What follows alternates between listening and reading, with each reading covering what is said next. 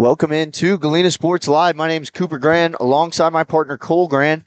And tonight, the Galena Bulldogs take on the Colgan Panthers. And this one, the Panthers head into this game 7-0 on the young season. Had a lot of wins. Haven't played very many tough teams yet in this season. Their closest win so far was 52-42 against Liberal. Last year, 21-1, a great season. Ended up getting knocked off in the state tournament, and this year they returned most of their roster. So this is going to be a very fundamentally sound team, and Galena's got to play very well today. It's definitely the best team Galena's played, as Galena this season off to a 2-4 start. Looking a little back to last year, Galena lost to them 3 times last year, but their closest game they lost to them by 10, which if you think about it, that's not too much to a team that only lost 1 game. So Galena last game out against Frontenac ended up losing that one 38-62. Now Sarwinski, she's been continuing to shine all season long, averaging 23 points a game, followed by boys 13 points a game. The only two scorers on this Lady Bulldog roster to average double digits a game. Coming up, a very tough schedule, definitely for Galena, as they're going to start facing a lot of league opponents, as we've already jumped into some of them playing Baxter, where they were able to pick up their first win to go into the winter break. And then we weren't able to stream January 6th. We had some other matters going on, so sorry about that one, folks. But we're here, and we'll have all the rest of the games here on Galena Sports Live.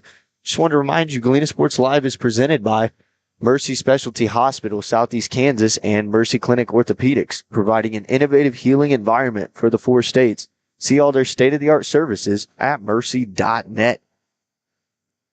So as we get closer to tip-off, just about 2 minutes away, sorry, we came on a little bit late, had a little bit of technical difficulties, but we should be set for the 2 games.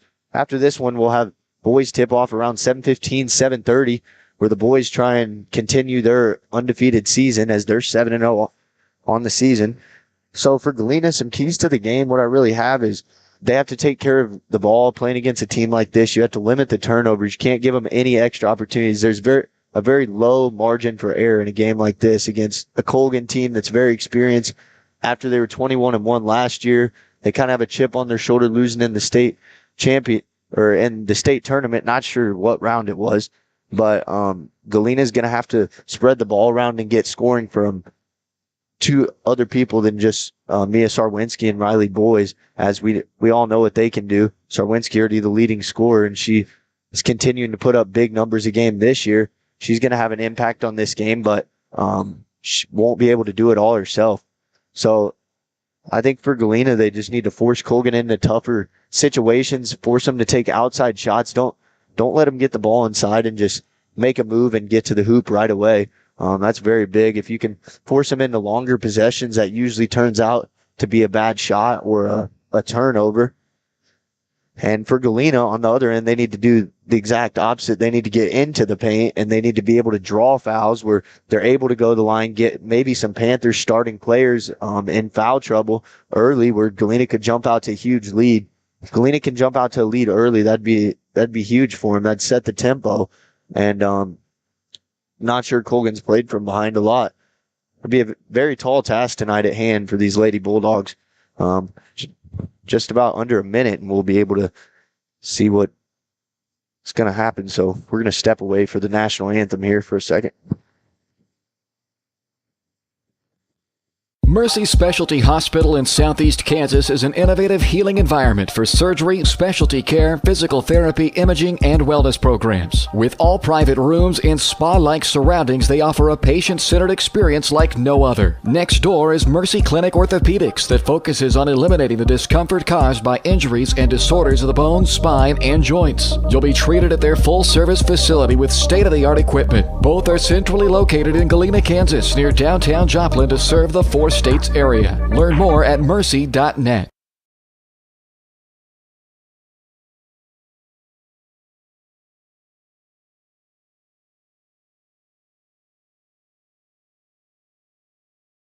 Roto-Rooter is proud to serve Southeast Kansas, offering sewer and drain cleaning, as well as septic and grease trap pumping 24 hours a day, 7 days a week.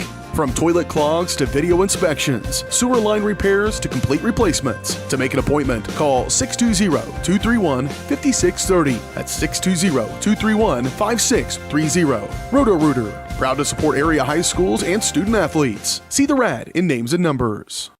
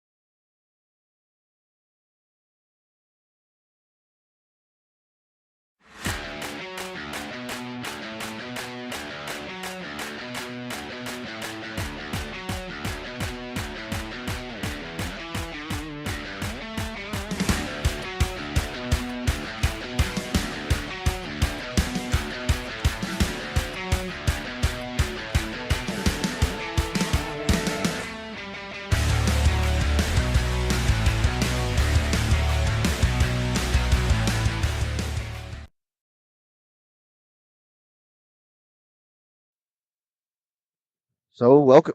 Oh, let me fix my volume real quick. Welcome back, everyone, as we're about set for tip-off here. So we're going to get to starting lineups first.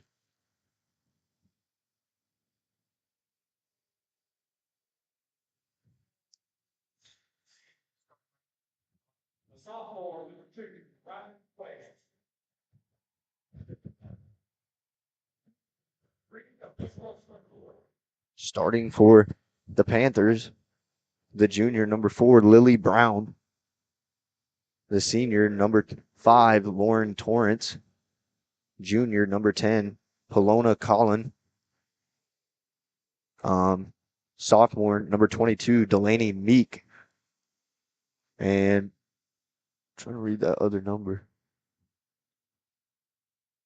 And number 23, Jakayla Davis. Starting for your Bulldogs, number 2, Riley Boyce. Number 3, Arista Sturgis. Number 10, Mia Sarwinski. Number 22, Kenzie Holden. Number 34, Megan Fields. So we're still getting to announcing some starting lineups. But back to some keys for the games. I think it's crucial for Galena. They need to not let this turn into a track meet where it's out in transition, because Galena has trouble getting back on defense sometimes. And if teams that have some speed, they get out and running in transition, that can hurt Galena a lot, especially in a game like this, can get out of hand pretty quickly. So very crucial for a good start to this game and set the tempo.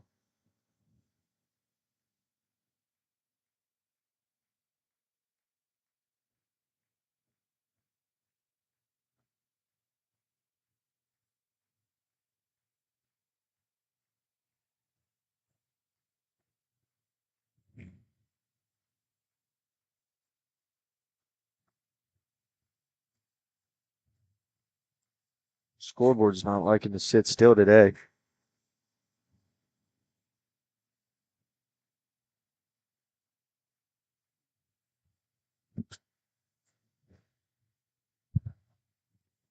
So tipping off for your Bulldogs, number 2, and for the Panthers, number 4, Lily Brown. Panthers win opening tip-off, and things are underway here from Pittsburgh, Kansas. Quickly inside, basket up and in by number 4, Lily Brown. Starting lineup for the Panthers has a lot of size on it, so that could create some problems for Galena. Start out in a zone. Kenzie Holden has it in the corner now, surveying. And she'll get it to Megan Fields inside, but Megan Fields didn't like what she saw and kicked it back out. Some good perimeter defense so far by Colgan. Near turnover, and we have bodies on the floor.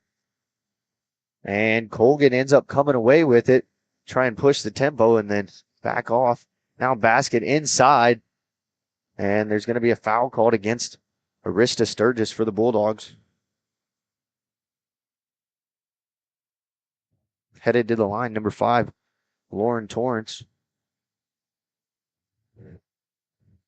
One of 2 seniors on this Colgan starting lineup, or on their lineup. First one's good for Torrance. She gets her first points of the ball game here in the opening minute.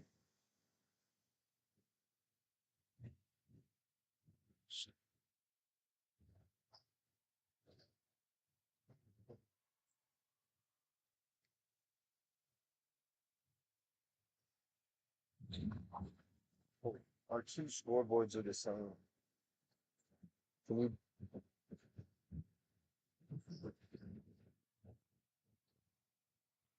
Inside basket, up and in. Lauren Torrance able to get the bucket to go. Oh. We did something wrong with this scoreboard.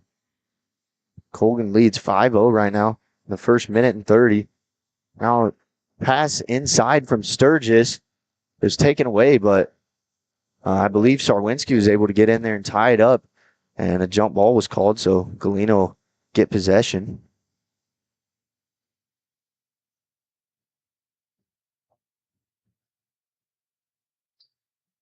Now Sarwinski inbounds it, a dangerous pass, but Boys catches it, drives in. Now Sarwinski crossover, goes baseline, and they call a double dribble on Sarwinski. So turnover by the Bulldogs. Gives the ball back to the Panthers.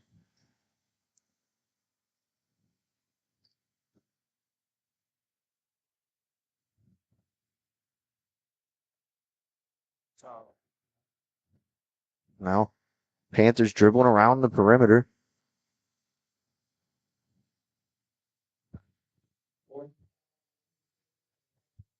And a foul is going to be called. It's going to go against number 3 for the Bulldogs, Arista Sturgis. That'll be her second foul. She picks up 2 early fouls as Marley Shoemaker, or correction, Morgan Strong checks into the game for the Bulldogs.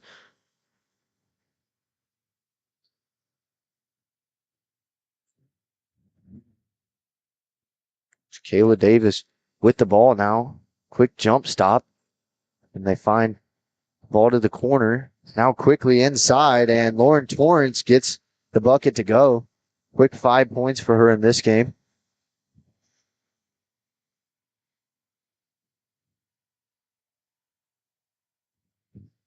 Bulldogs still looking for their first points of the game.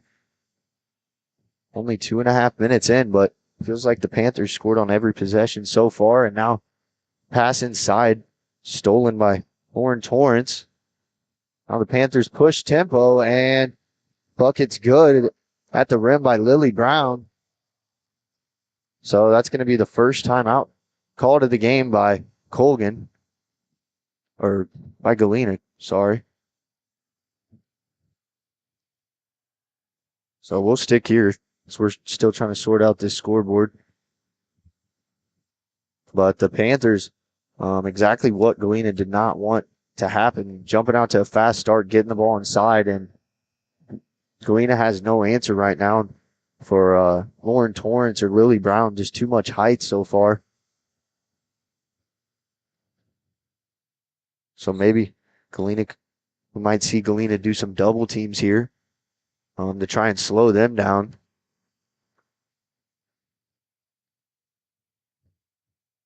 Sarwinski will bring the ball up.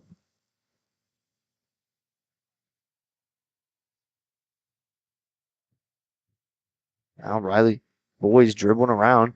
Now Sarwinski came to set a screen and didn't. Boys loses her dribble. Now makes a pass. Tries to get it inside to Megan Fields, but throws it out of bounds for another Galena turnover.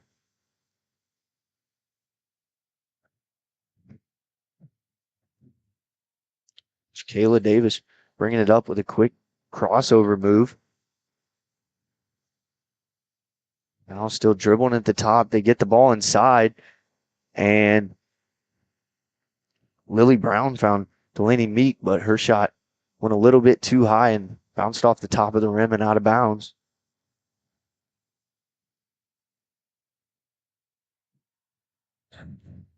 Sarwinski brings it up, a nice behind the back, and she's going to draw a foul, but they're going to call it on the ground.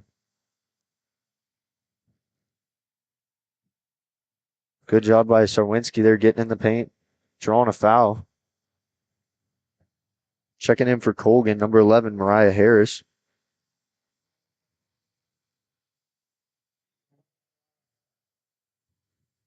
Sarwinski still looking, and now she gives it to Emma Smith. She wasn't ready for it, but luckily Megan Fields was there to pick the ball up.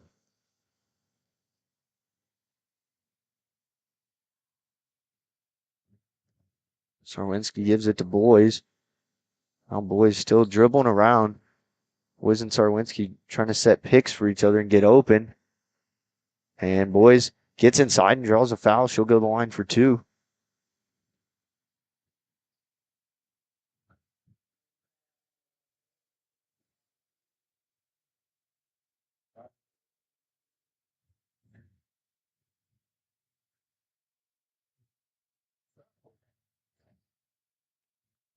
Boys' first one is good as she's able to pick up the Bulldogs' first points 4 minutes into the game.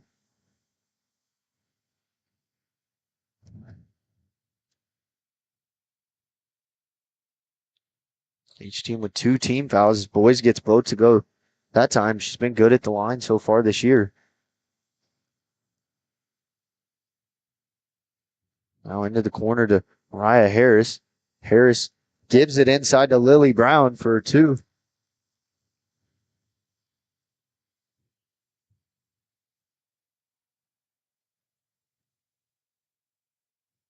Oh, Sarwinski has it, and Boys will take a quick outside 3 from the wing. No good. Long rebound back to Sarwinski. She spin moves a couple times and unable to get it to go. Rebound Jakayla Davis the other way for Colgan. Now pass to the left wing. This shot up and no good from Polona Collin. And nearly stolen away. Sarwinski didn't see Torrance coming from behind her, but out of bounds. Last touch by Colgan. Checking in for your Bulldogs, number 21, Marley Shoemaker.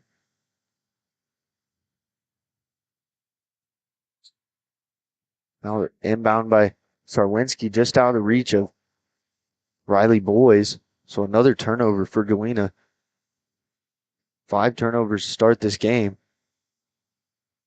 As the length so far of the Panthers has been causing all sorts of problems and miscues in the first part of this first quarter.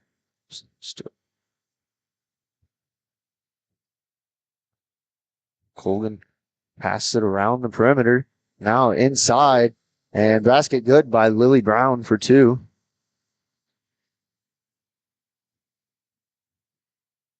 Colgan continues to extend their lead now. Sarwinski, a quick 3. This one off the front end. No good. Lily Brown has the rebound and outlets it to Torrance, who puts up a quick shot that was no good. Couple offensive rebounds by Colgan, and those were no good. Ball went out of bounds off of Galena.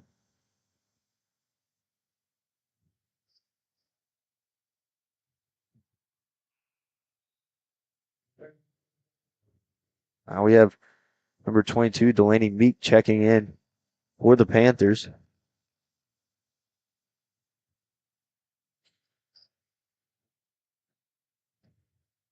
Ball gets inside to Lily Brown as her layups up and in for 2.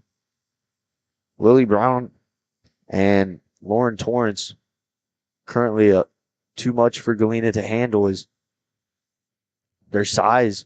They're able to just go up with anything. Sarwinski good drive to draw a foul and go to the line.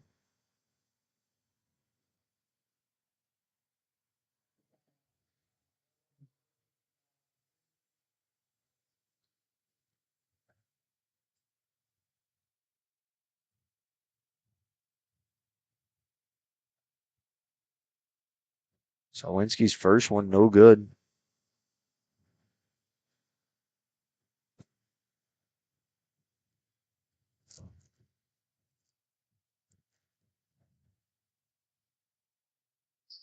And Sarwinski gets the second one to go, 1-2 that time. Bulldogs only points coming off 3 free throws so far. Now a drive inside, and we got a tie up.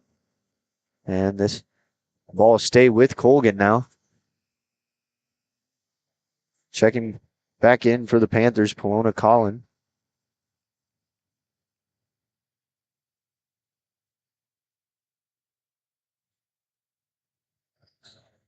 Lily Brown gets it, and basket no good. And we're going to have a foul called.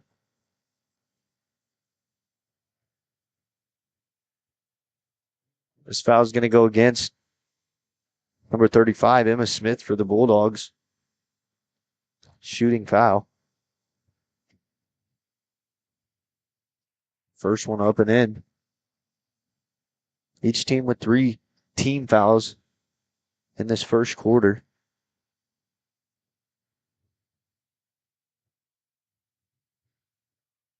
Second one off the right side. And Lily Brown got the rebound, but they're going to call a push on her. So the basket will be negated, and Galena will get the ball back.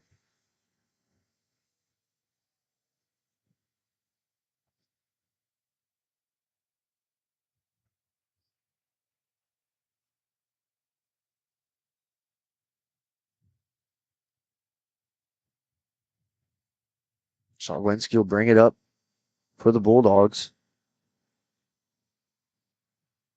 Well, Boys gets inside, does a little Euro step, and banks it up and in off the glass for 2. Bulldogs' first field goal of the game comes 6 minutes in. And foul called against Emma Smith. That'll be her second personal.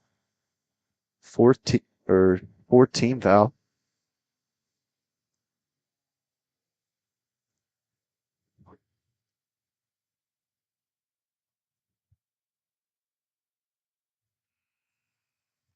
Mariah Harris' first free throw is good for the Panthers.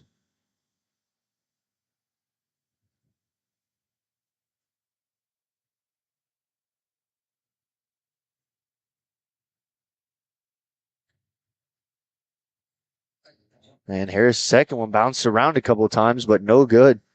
Good rebound from Megan Fields there to box out. Sarwinski will bring it the other way for the Bulldogs.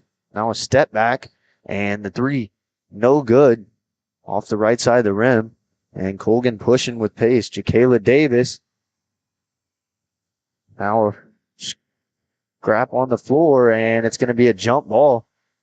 Good job by Galena there to force a jump ball, because Colgan had numbers there as they were off and running.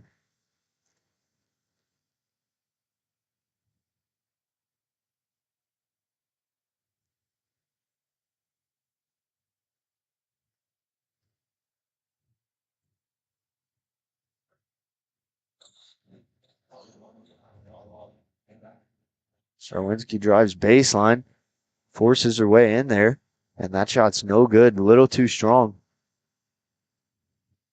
Jacayla Davis gets inside, no good. Now we're going to have another jump ball called, so it'll stick with Colgan.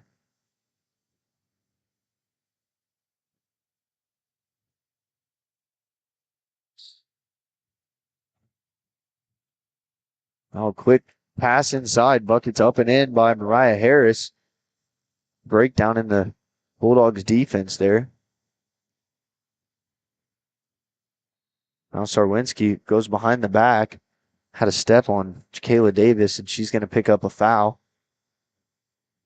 That'll be the Panthers' 15th foul. So 2 more and we'll have 1-1s.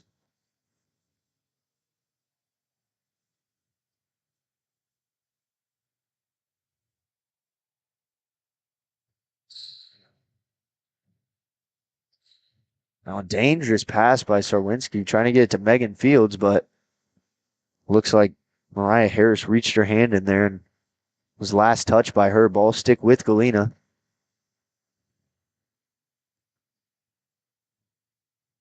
Panthers with a bunch of pressure on ball. These boys tried to get it up inside and was no good. Kelowna Khan will take it the other way.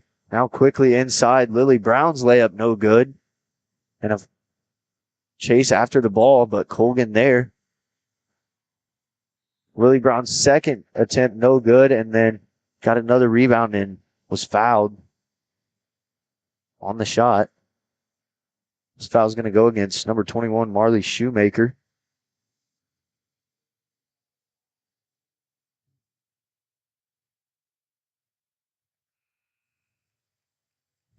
So first one for Brown, good.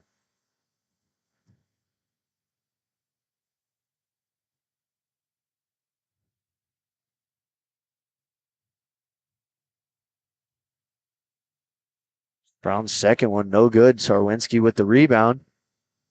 She's looking to push the pace a little bit, but slowed it down. Galena gets set. Sarwinski pulls a three from the top of the key, no good.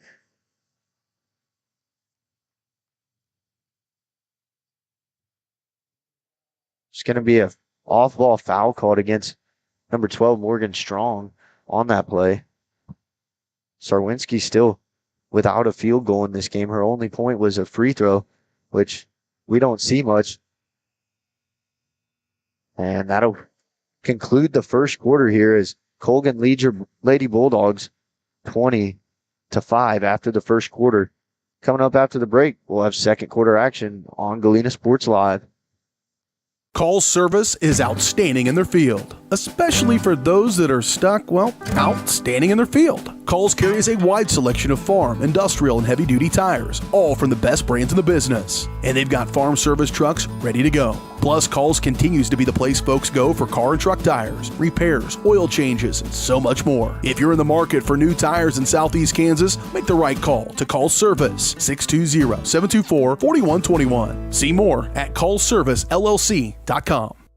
The farmer's friend in the field is Crop Care. With their industry-leading crop scouting, Crop Care can catch diseases, bugs, and other yield-robbing issues before they affect your bottom line. Crop Care also offers grid soil sampling and plant sampling with lab-tested results, giving you an unmatched advantage. With coverage across the entire region, Crop Care has insight that can help you avoid problems before they start. Give Kurt or Josh Harris a call at 620-686.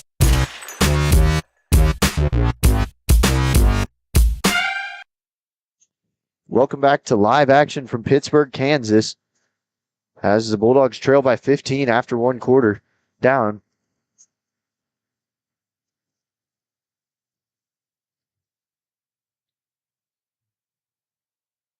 Sturgis has the ball at the top of the key. Didn't get to see her much of the first quarter. Picked up 2 early fouls to start the quarter. Sarwinski pump fakes, loses her dribble. Now she finds Holden. Sturgis was jumping for it, and she gets inside. Her shot off the side of the backboard. Jacayla Davis with the rebound the other way. Quickly inside to Lily Brown as she gets fouled and the basket.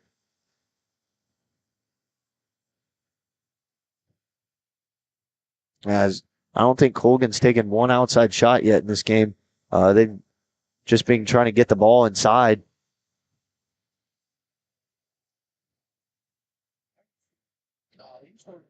Brown's free throw, no good. Can't convert the three-point play. Sarwinski with the rebound the other way. Now she makes a nice move to get inside, but no good. So it was a little Kareem shot. She poked it away there, but Colgan got it and found Jacayla Davis inside for an easy layup.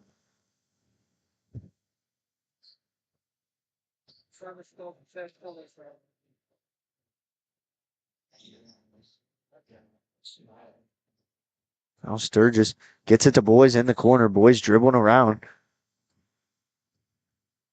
Now she'll bring it up top and reset things.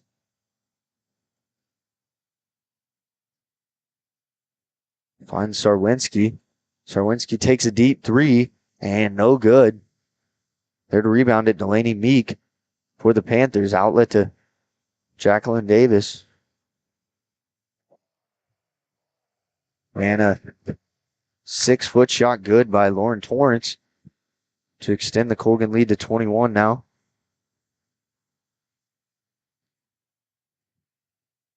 Galena looking to break this Colgan run. Tipped pass, and it's going to, looks like Boys tried to save it and then throw it off of Lily Brown, but they called her foot out of bounds. So Panthers will retain possession.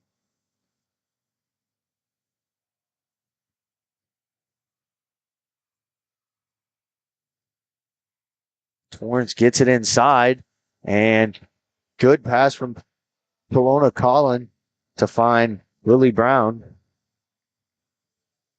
As Galena's going to call her a full timeout here, so we're going to take a quick break as the Panthers lead the Bulldogs by 23 right now.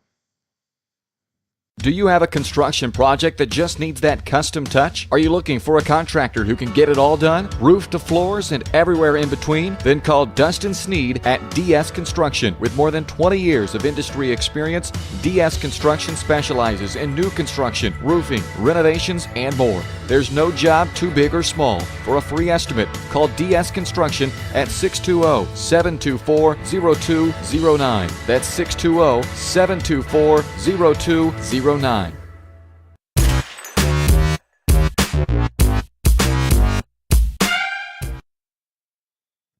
Welcome back to live action here on Galena Sports Live. The Bulldogs call their second timeout of the half. And Sturgis loses control of it, but they're going to call a foul against Jacayla Davis there of the Panthers.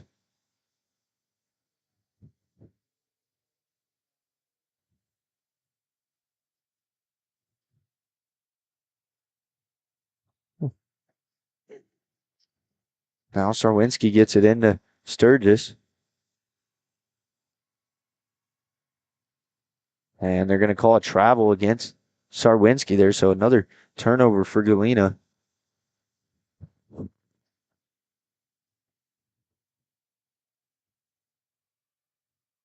Really tough task against a team like Colgan. We see why they've started the season off 7-0, and they were 21-1 last year. So another foul is going to be called. Waiting to see who it's going to go against Arista Sturgis. So that's going to be her third foul. I got to think she'll probably be done for the half now as Morgan Strong's at the scorer's booth checking in. Kayla Davis to go to the line to shoot two.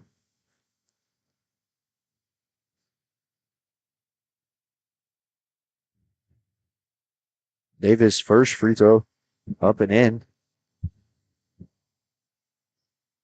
So Sturgis will take a seat and Strong will check in for the Bulldogs.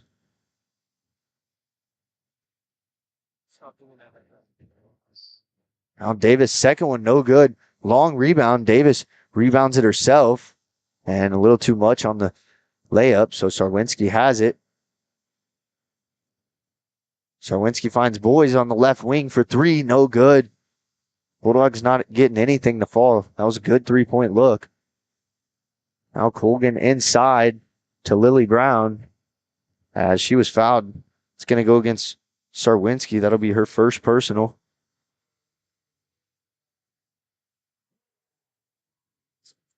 What? Don't mess with that. Brown's first free throw is good.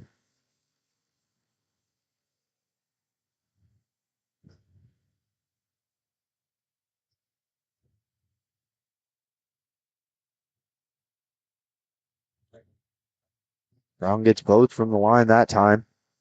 Colgan jumps out by 26 in this one early.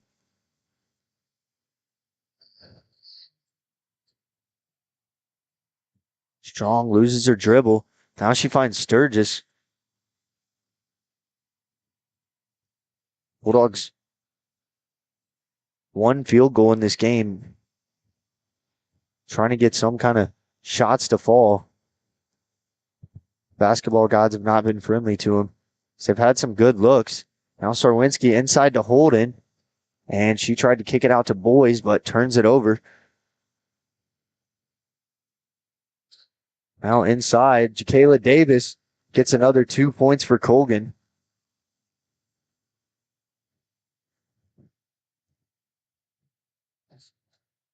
Galena with 9 team fouls in the half. Colgan with 6.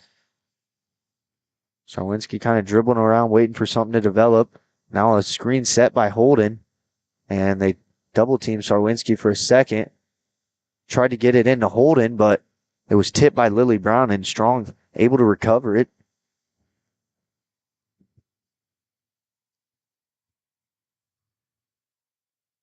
Boys dribbling around. Now she spins and tries to get to the hoop, but the ball will be taken away by Delaney Meek there for the Panthers. And Sarwinski with a good play there, heads up. As Ava Glover of the Panthers was trying to pass it to Lily Brown, but Sarwinski kind of already read what was coming and tipped the pass and then went out of bounds off Colgan.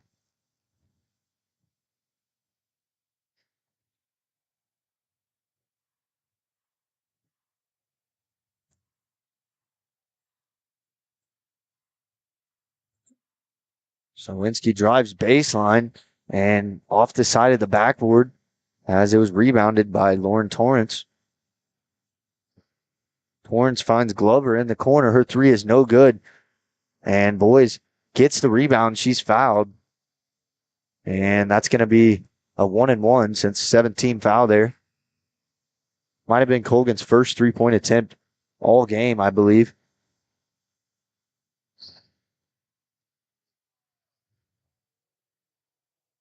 So they're definitely one of the taller teams we've seen so far this season.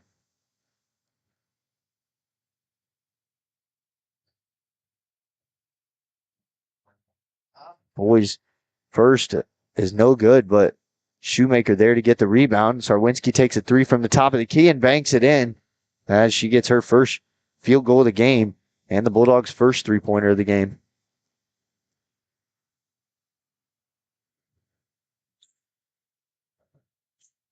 Florence kicks it to the short corner as the shot was up and no good by Mariah Harris, but Lily Brown is there to get the rebound, didn't hit rim, so it was almost like a pass.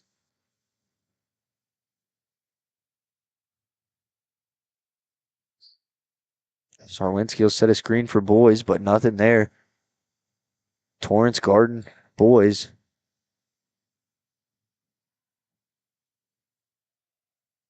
Strong will take a deep three and up and almost in, but a rebound as Mariah Harris comes away with it. Now at the other end, Lauren Torrance can't get it to go. A strong rebound ripped down by Sarwinski for the Bulldogs. She's been aggressive all night on the boards. Now Sarwinski drives to the left and gets it to go. As Sarwinski starting to heat up now. Pass inside. Lily Brown gets fouled and will go to the line to try and convert the three-point play. Foul's going to go against Sarwinski on the play. That'll be her second and team 10th. Checking in for the Panthers, number 22, Delaney Meek.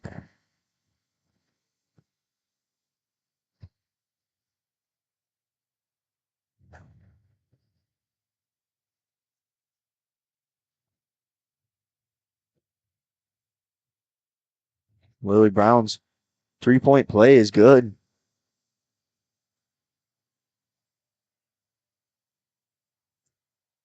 Colgan with that three-point play extends the lead to 28. Bulldogs trying to get some momentum heading into the half. We're just about 2 minutes away now. Sarwinski from the corner, that's no good. And Jacayla Davis has it for Colgan. As she gets it inside, finds Lauren Torrance, and Torrance gets it to go.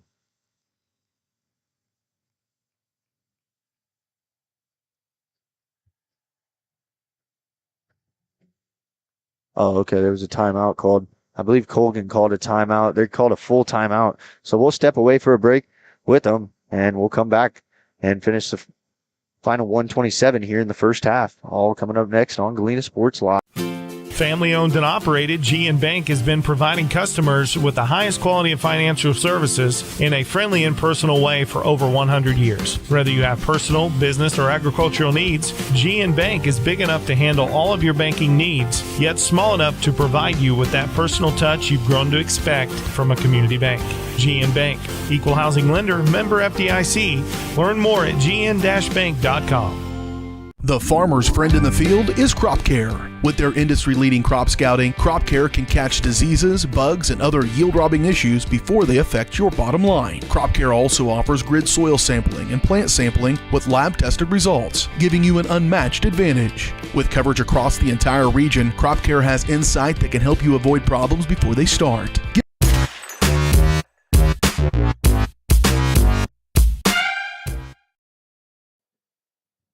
So welcome back to Galena Sports Live. After the conclusion of this first half, we'll have the Mercy halftime show where we'll go over key plays in the first half, some stats and some things Galena needs to do to come back a little bit in the second half. Foul's going to be called on Colgan, so that'll send Sarwinski the line to shoot a 1-and-1. Colgan team 18 foul to half.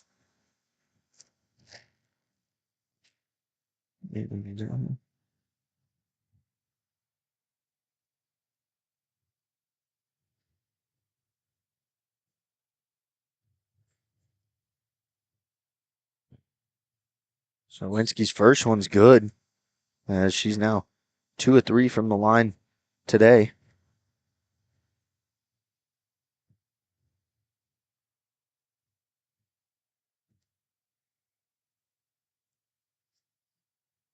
Sarwinski gets both to go that time.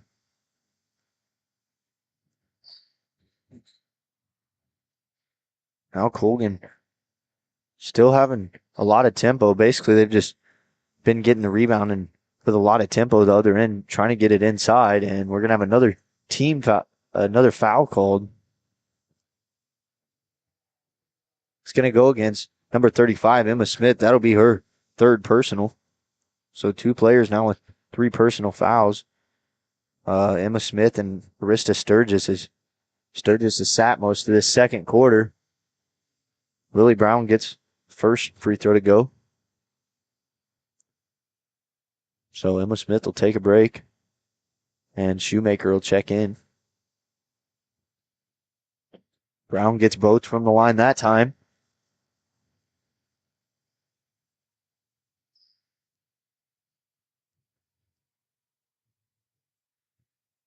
Boys has it. Now Sarwinski will set a ball screen, but not a lot there. Colgan's playing really good help defense off of the screen so far. Now Boys gets inside, got tripped up a little bit, and they're going to call it a travel on her. So another 8th turnover of the half for Galena.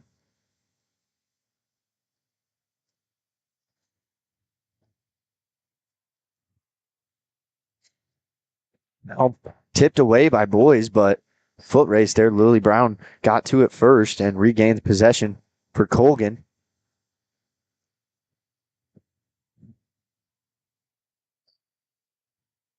Now kind of just passing it around the perimeter. Torrance from the corner for 3. Her 3 no good. And a rebound off a couple of people's hands, but Boyd's is the one that comes away with it. She pushes the pace and loses her dribble. Finds Sarwinski from the wing, and she buries her second 3 of this game. And last shot of the half, good if it goes, no good. So that'll send us to the half. Panthers on top of the Bulldogs, 42-14 at the break. Coming up after this, we'll cover first half stats and recap the first half. All coming up next on the Galena Sports Live halftime show presented by Mercy. Call service is outstanding in their field. especially for those that are stuck, out standing in their field. Coles carries a wide selection of farm, industrial, and heavy-duty tires, all from the best brands in the business. And they've got farm service trucks ready to go. Plus, Coles continues to be the place folks go for car and truck tires, repairs, oil changes, and so much more. If you're in the market for new tires in Southeast Kansas, make the right call to Coles Service, 620-724-4121. See more at colesservicellc.com. Mercy Specialty Hospital in Southeast Kansas is an innovative healing environment for surgery, specialty care, physical therapy, imaging, and wellness programs. With all private rooms in spa-like surroundings, they offer a patient-centered experience like no other. Next door is Mercy Clinic Orthopedics that focuses on eliminating the discomfort caused by injuries and disorders of the bones, spine, and joints. You'll be treated at their full-service facility with state-of-the-art equipment. Both are centrally located in Galena, Kansas, near downtown Joplin to serve the States area. Learn more at mercy.net. Roto-Rooter is proud to serve Southeast Kansas, offering sewer and drain cleaning, as well as septic and grease trap pumping 24 hours a day, 7 days a week. From toilet clogs to video inspections, sewer line repairs to complete replacements. To make an appointment, call 620-231-5630. That's 620-231-5630. Roto-Rooter, proud to support area high schools and student athletes. See the rad in names and numbers.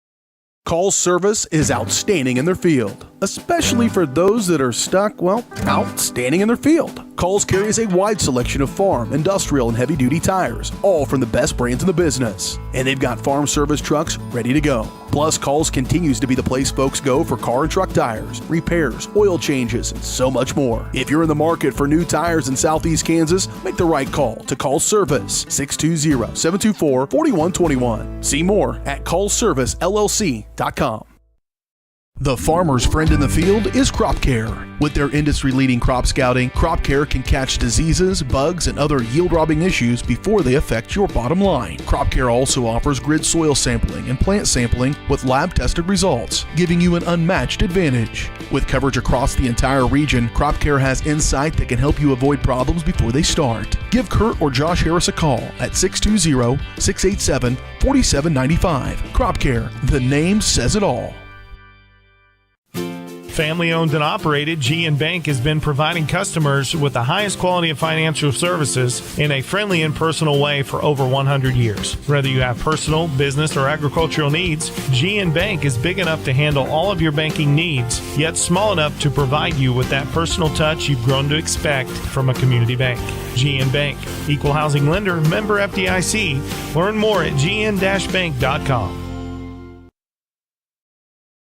The difference between gambling and having a gambling problem is worth knowing. Learn about the warning signs that you or someone you care about could be at risk. If you struggle with a gambling problem, or if you are impacted by a loved one struggling with a gambling problem, please get help. You can get confidential, no out-of-pocket cost assistance by calling the Kansas Problem Gambling Helpline at 1-800-522-4700 or at ksgamblinghelp.com. Know your limits. This message is brought to you by the Southeast Kansas Problem Gambling Task Force.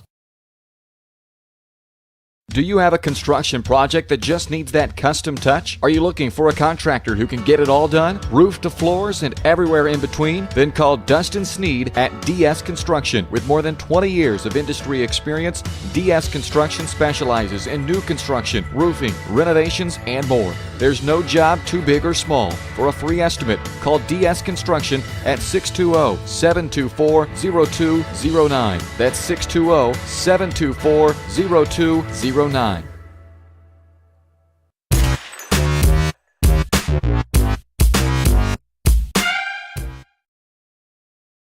So welcome into the Galena Sports Live halftime show presented by Mercy Specialty Hospital, Southeast Kansas, and Mercy Clinic Orthopedics, providing an innovative healing environment for the 4 states. see all their state-of-the-art services at mercy.net.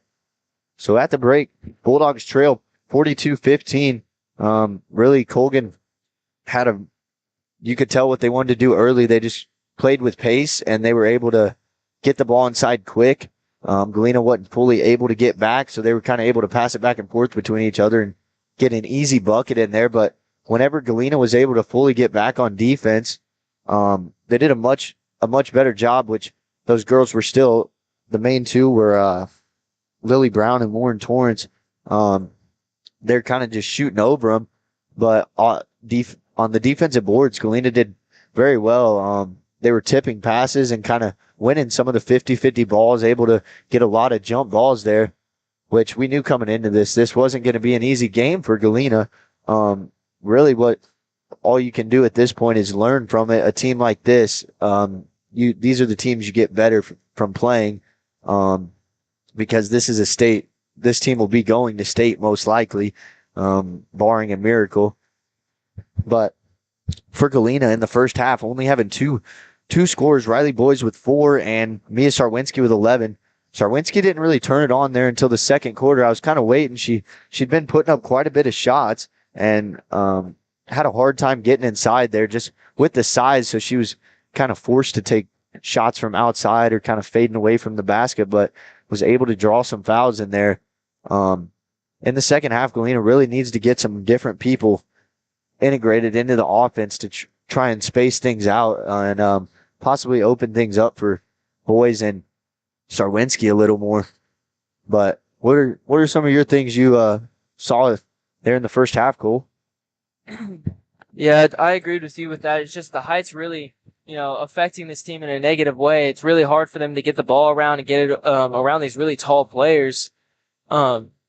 Galena all season is kind of, if there's any teams with height, they don't have a lot of height on their side, so it's a little bit of a struggle. But yeah, for sure. I think that coming into this, it's definitely a good time to maybe for them to try new things and try some, being down by such a large deficit, you definitely want to take some risky, try some risky plays or, maybe in something in that nature to try to get around these tall players and get the ball moving around the court. I agree with you. Is just integrate more players on the offense. It's really tough. They're struggling to get the ball because, these players are double teaming or they're just, so much more taller. Their wingspan's longer and they can get the ball. But if you can somehow create a play where you're able to get that ball and just pass it around and maybe find an opening, I think that's the best chance Galena has coming into this. Yeah, 8 turnovers there in the first half. Not sure if they've had more. I think that might be the most in a half so far this season, but that's certainly one of the reasons that they're down 42-15 here at the break. Because we kind of talked about it in the pregame where the turnovers turn into fast break. Galena's not a team that can run up and down with the floor. They're a lot better when they're able to get back and get set. Yeah. I mean, one thing that I would say is a positive is, they have 2 players with 3 fouls, but other than that, they've done a good job of not causing too many fouls. They've had definitely a lot more in one half going into halftime than this game. And with the height, you would think that they would try to foul more to try to get the defense, which, is a very common thing to do, but they're doing a good job of not. That's something that's kind of stood out today is I think they've been really physical. They've been diving on the ground, getting the jump balls. We saw quite a bit of them there early, like 10 of them in the first quarter at least. Yeah. Both teams were diving everywhere, and there's been a lot of tip passes so far, because there's a lot. It's been a cram in the paint, so there's been a lot of tip passes and long rebounds where there's 2 players chasing after it, and Galena's, they've been hustling after the ball and doing a good job there. Even though the score is 42-15, it's always good to see that teams still in the game. They're still hustling around. That's certainly a positive thing, and that shows that they're well coached and they play with class and things like that. So we'll see what Galena can do here in the second half. Would be a miracle to come back at this point, but hey, it definitely can be done. It definitely can be. You can just learn. All right. So we're just about 30 seconds away now from third quarter action beginning. Just wanted to remind you, third quarter action is presented by Mercy Specialty Hospital, Southeast Kansas, and Mercy Clinic Orthopedics, providing an innovative healing environment for the 4 states. see all their state-of-the-art services at mercy.net. So Colgan's going to come back out with their starting lineup, and I believe Galena is too. So Sturgis will start off the second half with 3 fouls, and Megan Fields back in there.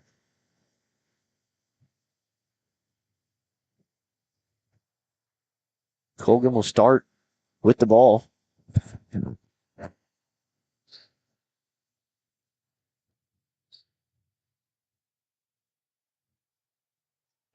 Panthers passing around the perimeter. Now inside, they find Lily Brown, and she banks it up high and off the glass and in for 2.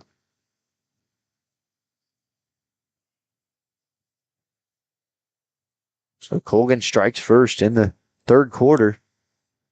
Now Galena will get their chance. Boys has it. Pump fake, tries to get to the hoop. As a defender fell, boys will take the shot, but no good. Which Kayla Davis comes away with the rebound for the Panthers. Now the Panthers had numbers. And a kick to the corner, well defended by boys to close out on that. Now Davis drives to the hoop, and that shot was no good. Holden rebounds it and gets it to Sarwinski.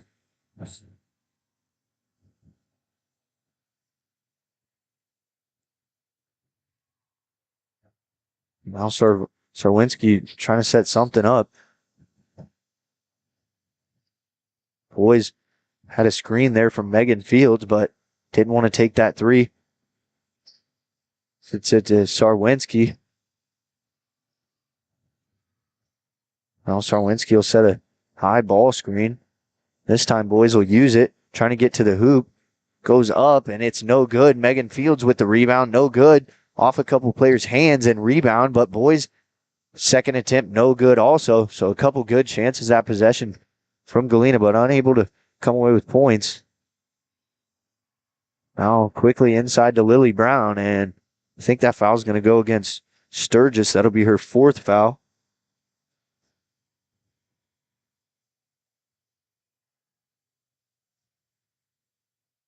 So Lily Brown will go to the line for 2 shots.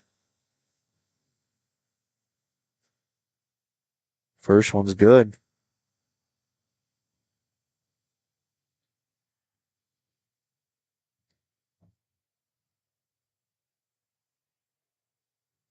Brown gets both to go that time.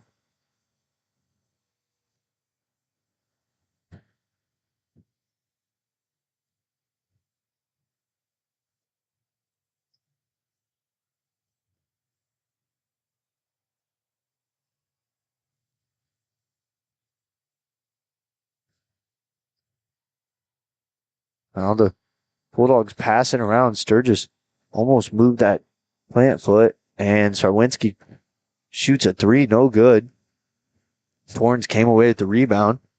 Now Galena, good job getting back on transition defense, but foul's going to be called against Riley Boys. She'll pick up her first of the half and the team second. Or her first of the game, sorry.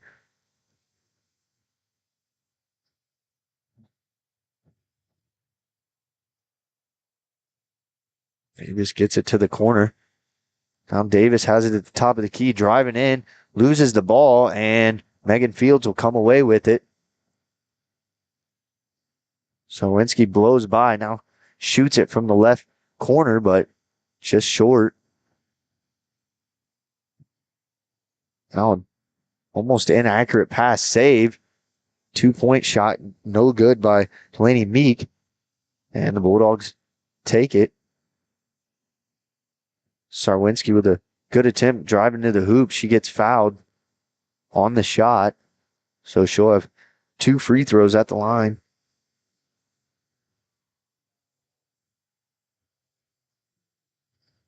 Sarwinski shot 3 of 4 from the line in the first half. And she makes the first one this trip.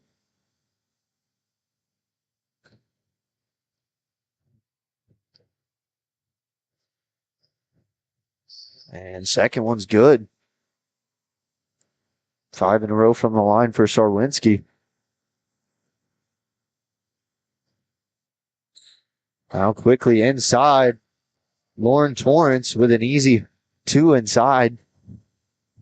And I kind of like how Galena started off the second half, driving, trying to draw fouls.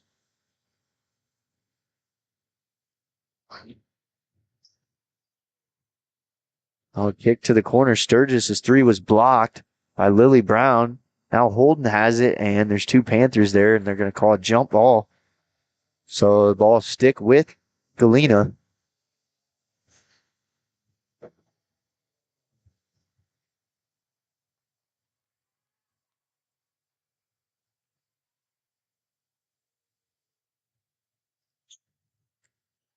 Now Sarwinski finds Sturgis, but I think a Panther got their hand in there. But a good effort by Sturgis there, diving on the ground, forcing another jump ball.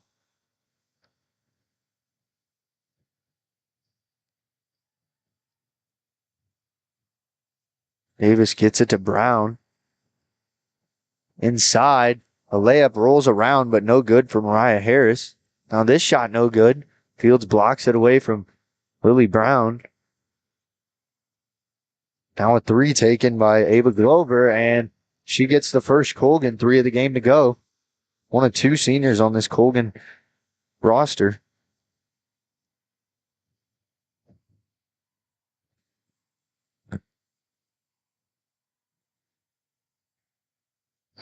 Well, Boys has it on the right wing. Dribbles side to side. Steps back. And elects not to take it. Kick it over to Sarwinski.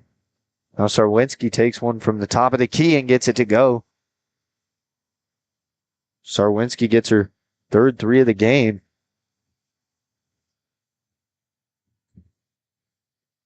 Now that shot no good. Lauren Brown there with the rebound and putback.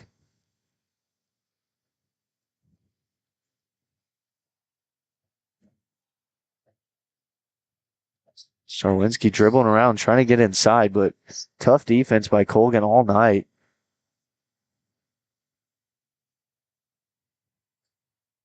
Boys spin move to try and get inside. Now she uses the left hand, and that one a little strong, no good.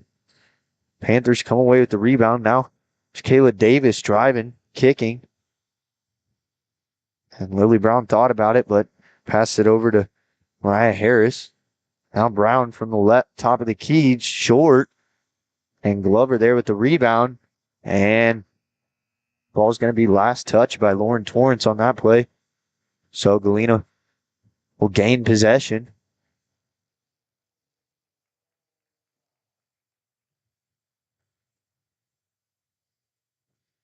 .240 to play here in the third quarter.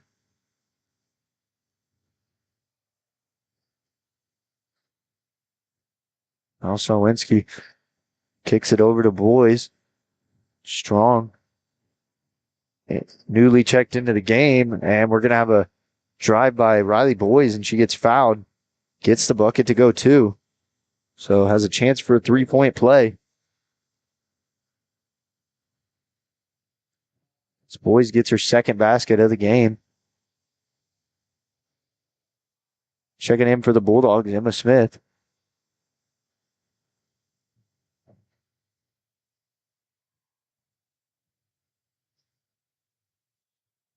And Boys converts the 3-point play. That gives her 7 on the game.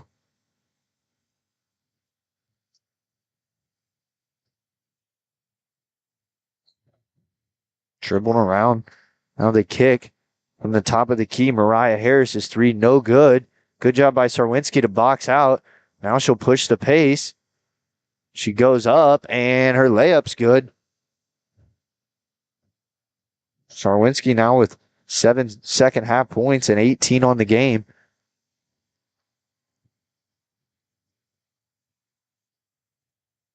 Now some pressure by Galena on defense. And we're going to have a foul call. I think that's going to go against Sturgis.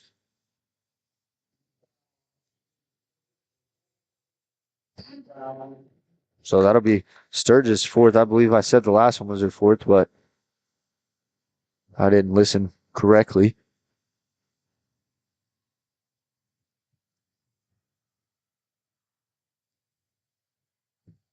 Galena with 3 team fouls in the half. Colgan with 2. Now inside Torrance. Quick turnaround. Rolls in and out. Sarwinski there with the rebound. Now Sturgis from the left wing. 3, too strong. Coming away with it's Delaney Meek. And Brown wanted it inside. Maybe had positioning. Now she gets it, and she's going to be fouled. Go to the line for a 3-point play. Or a chance at a 3-point play, I guess. Do you see who that foul went against? Oh, it went against Sturgis. So Sturgis fouls out of the game.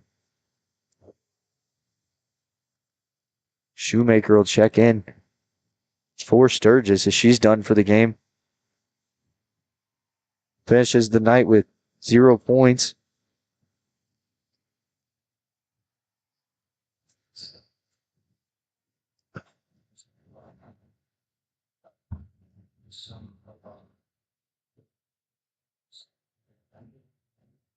Now Strong has it in the corner.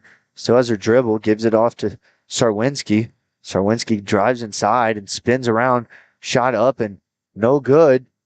And the ball hits a couple other hands, but Jacayla Davis comes away with it and finds Polona Collin. But Sarwinski with good defense on the other end, and now at the other end, can't get it to go.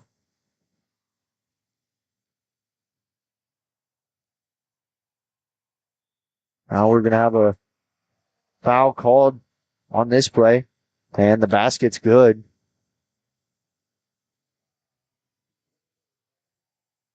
And that foul is going to go against Riley Boyce. That'll be her second foul of the game, team 5th.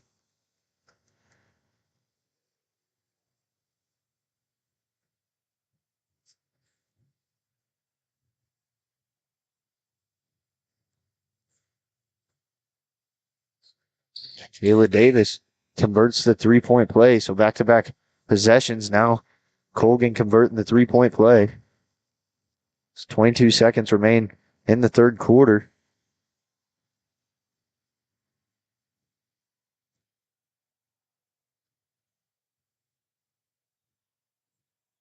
Sarwinski just inside the 3-point arc. Tough shot, gets it to go.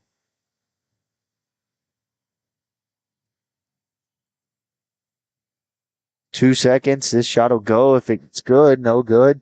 And that'll end the third quarter here as Colgan Panthers lead the Bulldogs 59-27 at the end of 3. So coming up after this, we'll have fourth quarter action and wrap this one up. All coming up next on Galena Sports Live. Mercy Specialty Hospital in Southeast Kansas is an innovative healing environment for surgery, specialty care, physical therapy, imaging, and wellness programs. With all private rooms and spa-like surroundings, they offer a patient-centered experience like no other. Next door is Mercy Clinic Orthopedics that focuses on eliminating the discomfort caused by injuries and disorders of the bones, spine, and joints. You'll be treated at their full-service facility with state-of-the-art equipment. Both are centrally located in Galena, Kansas, near downtown Joplin to serve the 4 states area. Learn more at mercy.net. Roto-Rooter is proud to serve Southeast Kansas, offering sewer and drain cleaning, as well as septic and grease trap pumping 24 hours a day, 7 days a week. From toilet clogs to video inspections, sewer line repairs to complete replacement.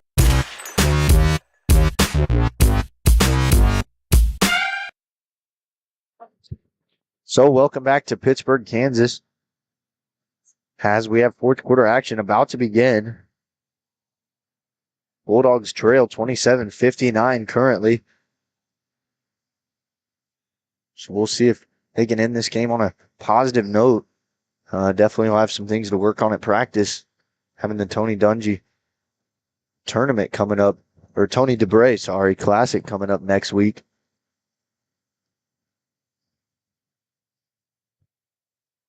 Now a deep 3 taken by Boys. It was short, and Torrance with the rebound there. Well, Torrance will find Jacayla Davis inside to Lily Brown. Too much on that shot. Now on the other side, Torrance gets the rebound and puts it up and in.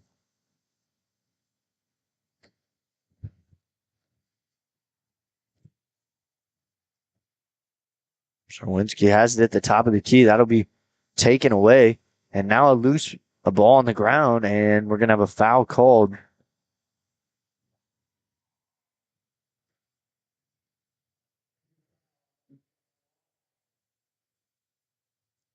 So they're going to call that foul on number 10, Paula Colgan. So now St. Mary's elects to take their starters out, as that'll probably be it for him today. Sarwinski has it. Tough shot. Weird angle, but no good. A rebound. And now a takeaway by Riley Boys, able to jump in there. Now Shoemaker finds Sarwinski in the corner. Her shot no good. Shoemaker another offensive rebound, and she's going to be fouled.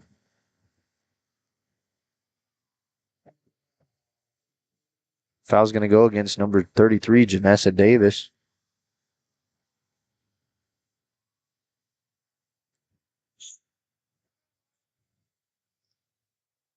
Now Smith with a shot, no good. Had to rebound it, Mariah Harris.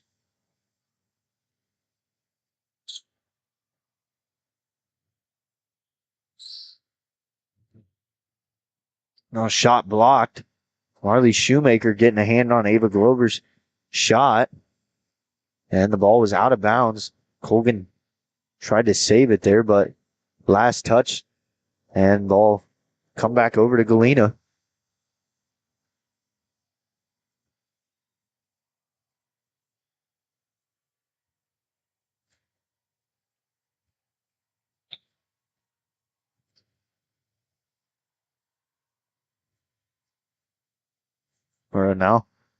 Now it looks like they're going to change the call.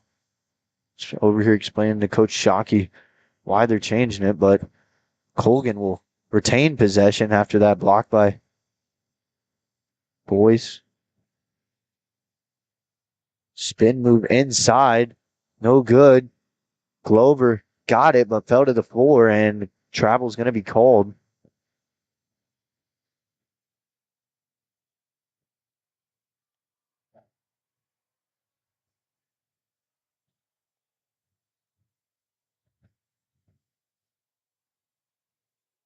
So now Boys has it at the top of the key, loses her dribble, kicks it over to Sarwinski, and a foul's going to be called against Ava Glover.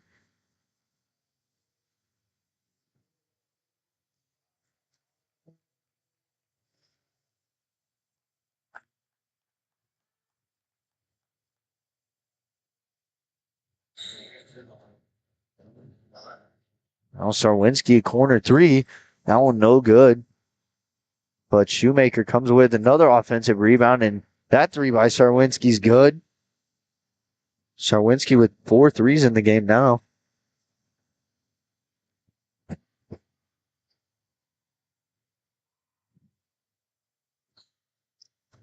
And a near turnover there is Janessa Davis kind of passed it to herself, and then travel called.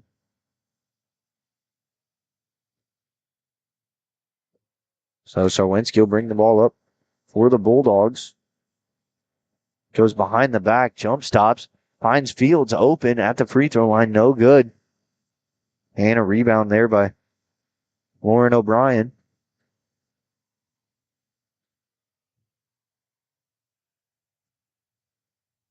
O'Brien inside, and she's going to be fouled on the shot.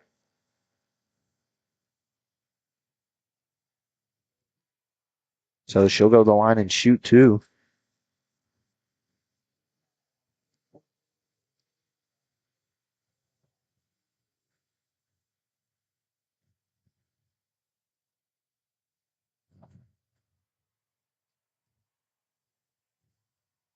First one, no good.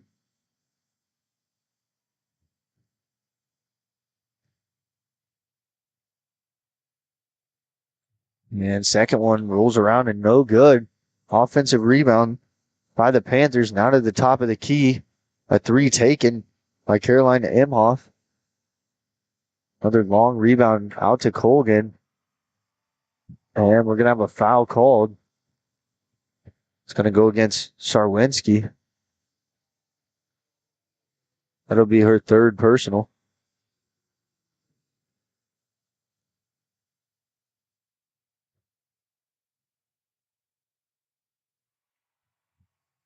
First one from Molly Sweezy is good.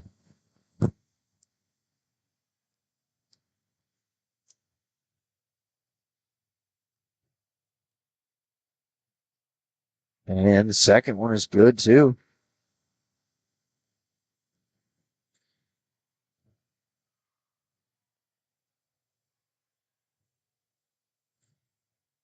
Sarwinski kicks it to Boys. Now Boys in the corner. Loses control of it and dribbles it off her leg. Coming up after this, we'll have the Colgan boys taking on the Galena boys. And that tip-off's expected to be around 7:30.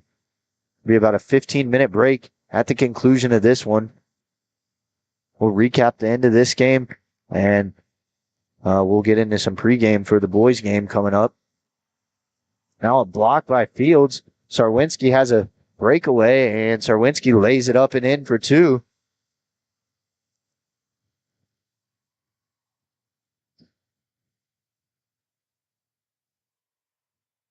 Now inside, and a layup, no good by Lauren O'Brien, but Boyce gets the rebound. Three taken, Morgan Strong from the corner, no good. And ball be last touch by Colgan. Sarwinski will inbound it. Finds an open Fields inside. Now almost turned over. Sarwinski goes up with it. And no good.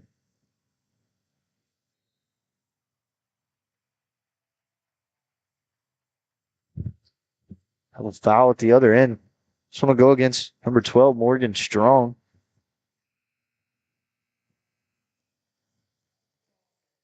So that'll do it for us. Has the Colgan Panthers top the Galena Bulldogs 63-32. So we're going to take a quick break, and then we'll come back with a post game. We'll have all the final stats to the game, and we'll go over some key points of the game, and then we'll get into pregame for the boys shortly after that. All coming up next on Galena Sports Live. Mercy Specialty Hospital in Southeast Kansas is an innovative healing environment for surgery, specialty care, physical therapy, imaging, and wellness programs. With all private rooms in spa-like surroundings, they offer a patient-centered experience like no other. Next door is Mercy Clinic Orthopedics that focuses on eliminating the discomfort caused by injuries and disorders of the bones, spine, and joints. You'll be treated at their full-service facility with state-of-the-art equipment. Both are centrally located in Galena, Kansas, near downtown Joplin to serve the States area. Learn more at mercy.net. Roto-Rooter is proud to serve Southeast Kansas, offering sewer and drain cleaning, as well as septic and grease trap pumping 24 hours a day, 7 days a week. From toilet clogs to video inspections, sewer line repairs to complete replacements. To make an appointment, call 620-231-5630. That's 620-231-5630. Roto-Rooter, proud to support area high schools and student athletes. See the rad in names and numbers.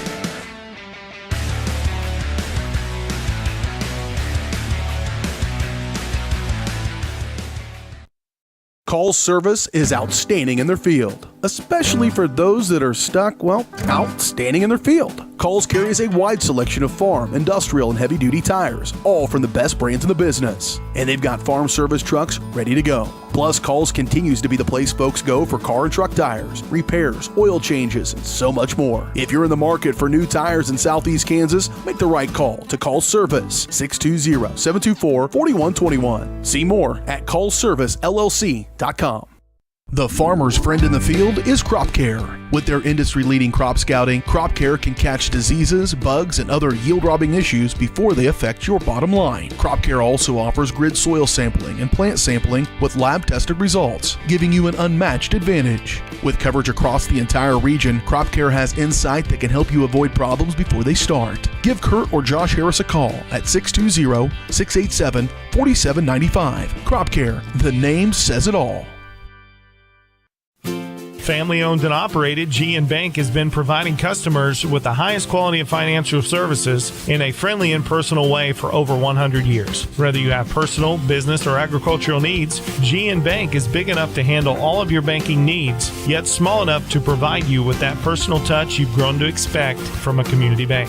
G Bank, equal housing lender, member FDIC. Learn more at gn-bank.com. The difference between gambling and having a gambling problem is worth knowing. Learn about the warning signs that you or someone you care about could be at risk. If you struggle with a gambling problem, or if you are impacted by a loved one struggling with a gambling problem, please get help. You can get confidential, no out-of-pocket cost assistance by calling the Kansas Problem Gambling Helpline at 1-800-522-4700 or at ksgamblinghelp.com. Know your limits. This message is brought to you by the Southeast Kansas Problem Gambling Task Force. Do you have a construction project that just needs that custom touch? Are you looking for a contractor who can get it all done, roof to floors and everywhere in between? Then call Dustin Sneed at DS Construction. With more than 20 years of industry experience, DS Construction specializes in new construction, roofing, renovations, and more. There's no job too big or small. For a free estimate, call DS Construction at 620-724-0209. That's 620-724-0209.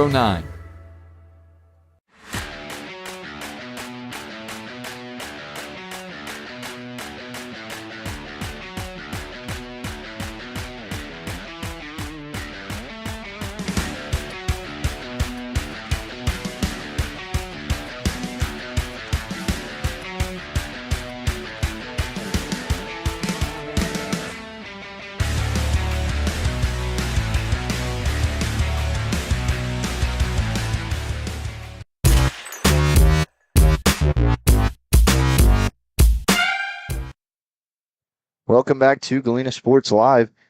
As the Galena girls drop this one 63-32, fall to 2-5 on the season. Still a lot of life left in the season. Hitting the stretch of conference play, and tonight probably played the Colgan isn't in their conference, but probably played the best team they'll play all season. Losing it by 31 points. Only 2 scorers in the game. Mia Sarwinski with a team high 25. Riley Boys with 7 points in the game. Galena 10 turnovers total in the game. And it was really, from the start, it was all Colgan, as Galena couldn't do anything about the size there early. Colgan constantly kept getting it into the paint, and they were drawing a lot of fouls, which got some players in foul trouble. Sturgis for them foul trouble from tip-off. And then Emma Smith ended up with 3. Sarwinski was getting frustrated. She thought she should have had some fouls called that she didn't get. She started getting frustrated there, but she was able to battle through that adversity. Still scored 25 points even after not. She only had 1 point there in the first quarter, but as a team, a lot to learn from this game. Really, it's hard to defend a team without size, and especially Colgan having two girls with size like that. Very hard as a team to defend. It's kind of like the boys for Galena. A lot of the time they outsize a lot of teams, and they really can't do anything about it just because they're a matchup nightmare. But what were some of your final thoughts on the game there? Yeah, so I definitely would say, that first half was a little rough because of the height. They definitely struggled coming out. But going into halftime and coming out that third quarter, I think that third quarter was really a highlight for the game. If you add up the points, they actually ended that third quarter with Colgan scoring 17 and Galena scoring 15. So they kept it to a 17-15 lead in that third quarter. I mean, of course, it doesn't with the overall score, but still, they still did a good job of playing defense and keeping them at a lot less points. When I'm saying that first half, they scored a total of 42. I'm not sure about the first 2 quarters exactly the points, but they definitely scored more than 17. And I think that was just a big highlight coming out. One thing they definitely did was on defense, they were trying to keep the taller players outside the box to be able to open up more rebounds and things like that. Just trying to keep the ball from even getting inside the box, trying to keep them out.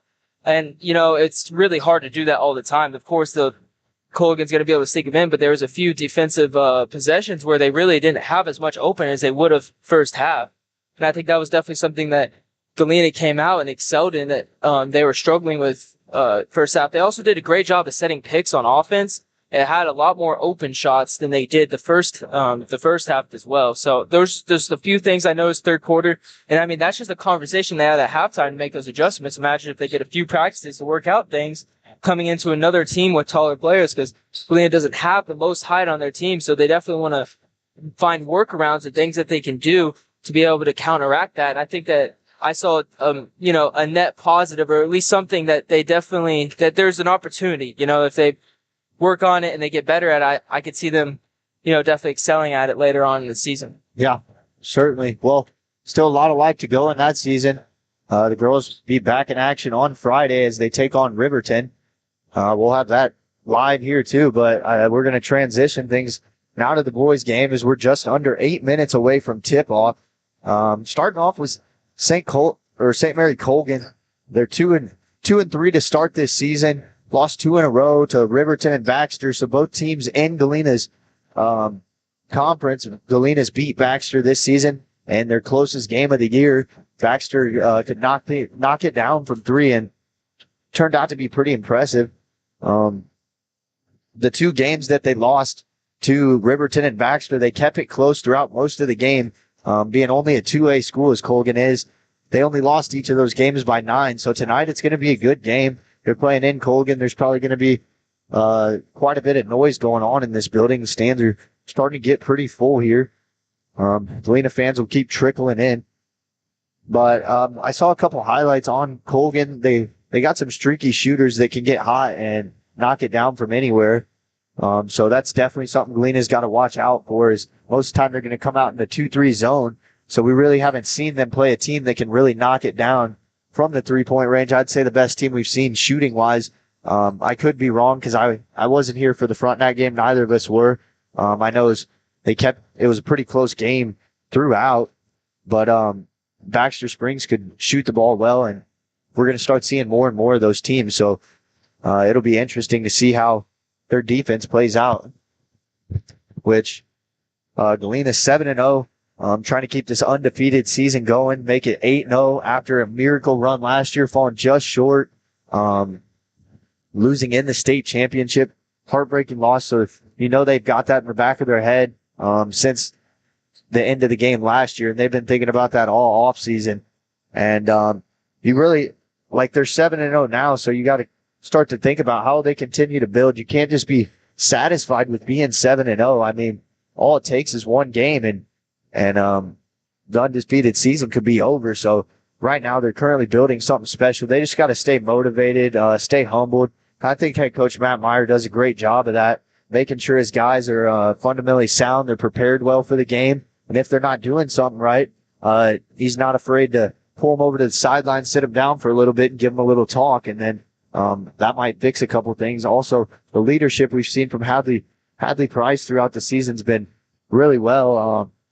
Very vocal leader out there. Anytime Matt Meyer wants something on the court, you see him yelling over there at number 11, and he makes sure to communicate the message to his guys, because this team's a very winning team since they came in, losing under 10 games. This senior class, they've lost under 10 games in high school basketball in their lives. So they're certainly used to this winning pedigree. And so far in this season, the defense has been good, but on average, they're outscoring teams by about 26 points a game, which that number will continue to trickle down a little bit as we get into league play a little more and you start to play tougher teams. But a tough conference where you're playing 2, maybe 3 times a week. Next week, we'll get to see them in the Tony DeBray Classic, where they'll play 3 games, 2, maybe 3 games, and we'll see. That could be really tough as they take on Riverton next week too. Riverton's got a lot of tall guys also. So I'm gonna get to some key players. Really, Tyler Little, 30 points last game out against Frontenac. was doing everything. He had an alley-oop throw down at night. It was a nice lob from Hadley Price and threw it down. He's been able to get it done from the outside and from the inside, really bullying his way into their drawing fouls, going through contact, making the extra effort. And he's been a hound on the rebounds too. So that's exactly what you want to see out of one of your best players. As Tyler Little, since he didn't play that first game, we've seen him get more. I feel like he scored more and more points every game, it seems like almost, but has a great sporting cast around him. Jack Perry, he's been sensational from the three-point line. I don't have the percentage he's shooting from the three-point line this year, but it's a very good mark. He's been at his spot's the corner where he's able to knock it down from the right wing, the right corner. He's nails from there. Also, Malachi Wesley, he's a very versatile player. He can guard 1 through 5 just because of his size, and he's really athletic. He has a quick twitch when he wants to get to the rim, and you don't see him knock it down from the outside much, but he has a good mid-range game, and he's able to get inside and can create a mismatch for a lot of teams, really. As that's what's so unique about this Galena team is the length they have and the speed they have to go with it. You don't see that very often in high school basketball. That's what makes them so good. So we're getting closer to tip off there. Anything you want to say before we go to break here, Cole? Or we're going to go to break and we'll come back to some keys to the game and starting lineups. Yeah, I don't really have nothing much. I wish I was here for that Frontenac game because it seems like it was a really good game and they, performed really well. I wish I could have seen it and, seen what they could have worked on, what they could have, excel this game at. But looking at the Colgan team, they have some tall players, it looks like, but Galena overall, it looks like they might out-height them in most positions. So it might just be another bully ball game, or potentially it could be. I'm hoping for a good game so that Galena could get some looks for sure. Yeah, and a team like this that's 2-3 to the season, they're certainly trying to build momentum back in this season. So they don't have much to lose in this game because they could win this game and turn their season around with huge momentum. But Galena on the other shoulder, coming into a game, when a team puts their record up there on the screen and shows his team, every team is going to give them their best game. So that's what Galena needs to expect tonight coming into Colgan. Both teams fresh off of winter break and everything, had plenty of time to practice. Colgan's been prepping for this game for a while. So Galena's going to need to bring it tonight, and we should have a good one on our hands here. So we're going to take a quick commercial break, and we'll come back with some keys to the game, starting lineups, and then we'll have tip-off shortly after that, all coming up next on Galena Sports Live.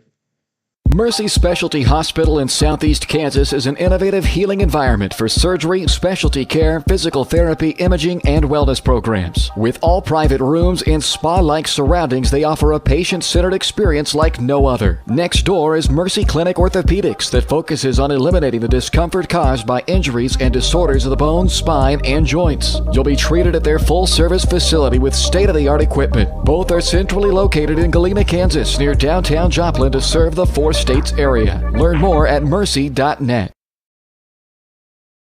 Roto-Rooter is proud to serve Southeast Kansas, offering sewer and drain cleaning, as well as septic and grease trap pumping 24 hours a day, 7 days a week.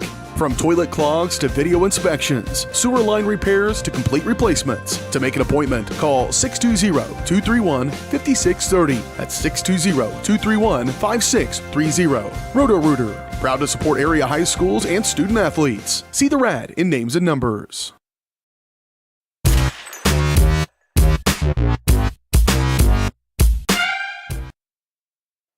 So welcome back to Galena Sports Live. This Galena Sports Live pregame was presented by Mercy Specialty Hospital, Southeast Kansas, and Mercy Clinic Orthopedics, providing an innovative healing environment for the 4 states. See all their state-of-the-art services at mercy.net. So they're about set to announce starting lineups on the court now. So some keys to the game I got here for Galena. I think, hold on, let me get my sheet here. For Galena, don't get complacent. If they're able to jump out to an early lead, not something you can just get complacent about. They need to continue to grow that lead and play like it's tip-off. So starting for the Colgan Panthers, the junior number 1, Tucker Harrell. Senior number 2, Colin Height. Junior number 3, Jack Schrimmer. Junior number 24, Gus Keller. And junior number 35, Tristan Boss. Starting for your Bulldogs, senior number 2, Malachi Wesley. Senior number 3, Maverick Harmon. Senior number 11, Hadley Price. Senior number 50, Ty Little. And sophomore number 33, Jack Perry. Yeah, I got him. So they're still announcing starting lineups here for Colgan. As for Galena, I think it's important for them to stay clean, stay out of foul trouble, just because this team doesn't run very far in depth. They're early in the season. We saw quite a bit of the bench come out, but those games weren't really close. We see Thatcher Botkin coming off the bench as a 7-man, and really after that, you don't see many players coming in close games. You see the solid 6 players of Malachi Wesley, Harmon, Price, Perry, Little, and Hall. You see them throughout the game, which they're certainly great players. But you don't, if they get in foul trouble, then that's something that could really hurt Galena for sure.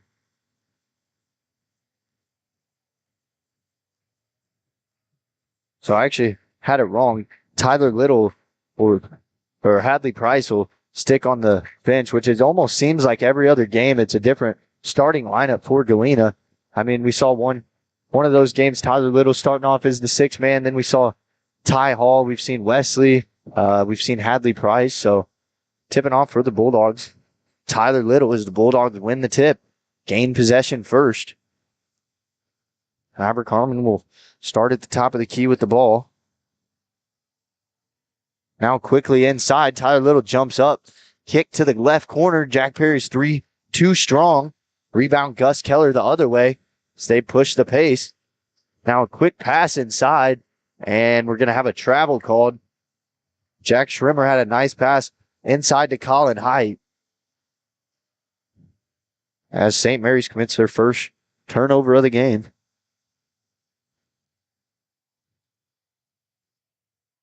Tyler Little on the right wing. Thought about shooting it. Now he gets it to Ty Hall. Jack Perry will dribble it around. Bulldogs trying to set something up. Tyler Little will take the 3 from the right wing. No good. And over the backboard and out of bounds. So they'll give it back to the Panthers.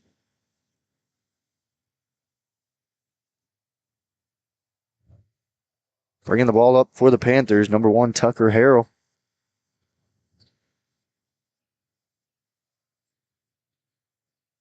Harrell takes a shot and hits it from the free throw line.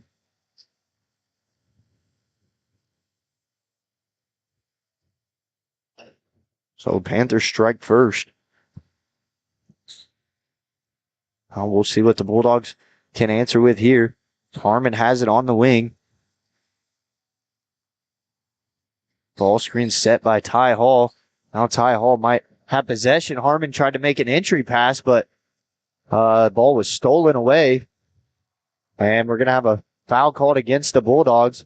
It's going to go against number 33, Jack Perry, as that'll be the first foul called of the game.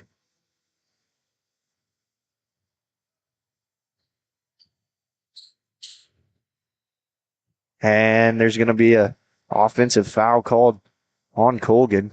Not sure what it was. Might have been a push foul or illegal screen possibly.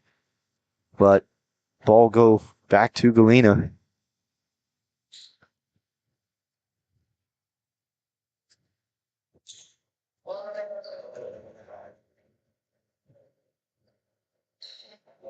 Wesley has it at the top of the key. Now Ty Hall's turn. Tyler Little at the top of the key, driving in and gets a layup to go. Nice finger roll with the left hand. Gets the Bulldogs on the board.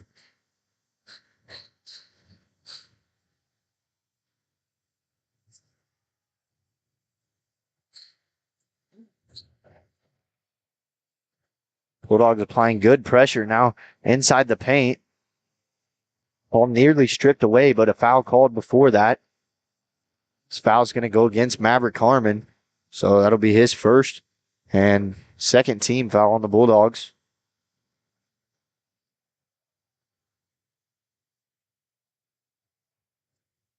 Height to inbound. Finds Schrimmer at the top of the key. Schrimmer loses his dribble. Now pass to the left wing. Now the corner. Height for three, and his rolls in and out. Offensive rebound there by Tristan Voss. And another shot. Tyler Little soars in for the rebound. Now Harmon trying to get it into the pass or into the paint, and he walked before able to pass it in. So we'll have Hadley Price checking in for Maverick Harmon now.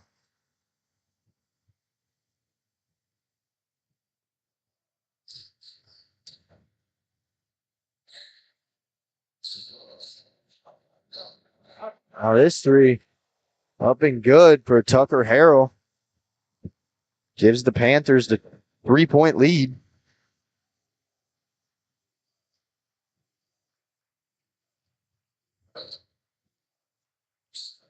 Hadley Price has it on the wing, just checking in. Panthers applying good pressure on defense. Wesley has it inside. Now the double team will come. Ty Hall take the three, and that rebound shot's no good. Rebound, Schrimmer.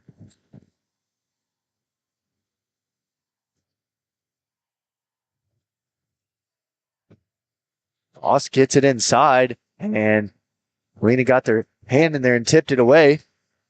Now Keller has possession of it, and he'll bring it back up top. Get a call from the sideline.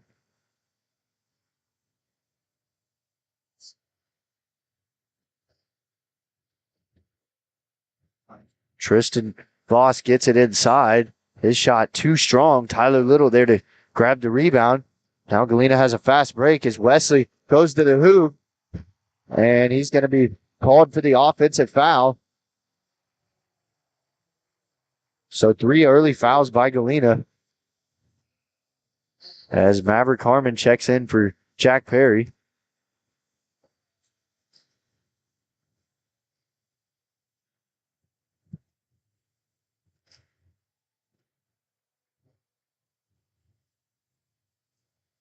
Now Panthers getting a little bit of momentum. It got pretty loud in here after that offensive foul.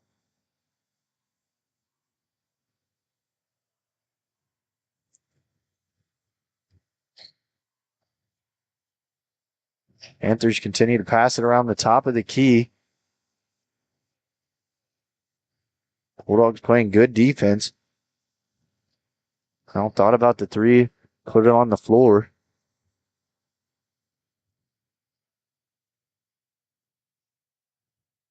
Now this pass by Gus Keller. Thought his guy was cutting out, but tried to go back door and threw it out of bounds. Another Colgan turnover, low scoring to start this game. Only 7 combined points the first 4.5 minutes. Try and see if the Bulldogs can get something going here. Ty Hall has it, finds Tyler Little inside as he puts it on the floor and goes up strong for 2 points. Tyler Little now with only 4 Bulldog points of the game. Might start seeing Galena try and get the ball inside more as Ty Hall and Tyler Little, quite a bit of height. Tristan Voss is the main guy they have on Colgan with height as Voss gets that layup to go.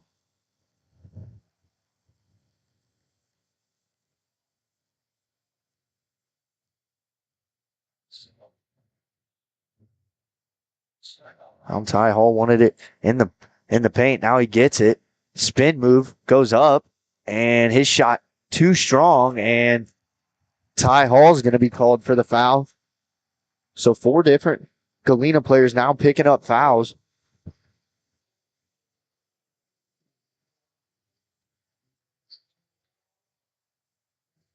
So Jack Perry checking in for Malachi Wesley.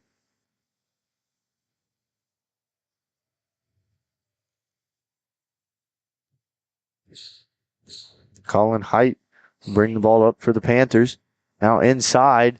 This one too strong. Tyler Little there to rebound it. Jack Perry has it. He'll slow it down and give it to Tyler Little. Little's driving in, spin move, and gets it to go, and the foul.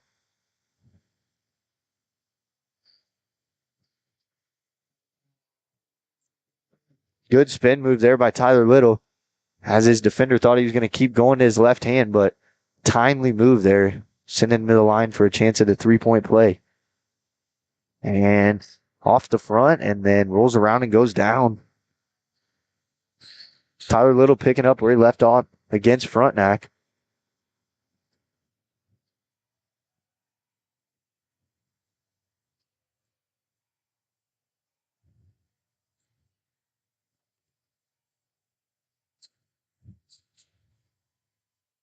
Now Voss gets it, and he kicks it out to the left wing. This three didn't hit rim. Now it was saved by Colgan, but Jack Perry there to recover it. Pass was almost stolen there, but Ty Hall able to recover it. Just brings it up himself. So now Maverick Harmon will dribble around at the top of the key. Another pass that was nearly stolen, and we're going to have a foul called on the floor. This foul's going to go against number 2, Colin Hyde of the Panthers. Checking back in for your Bulldogs, number 2, Malachi Wesley. Exiting the game, Ty Hall.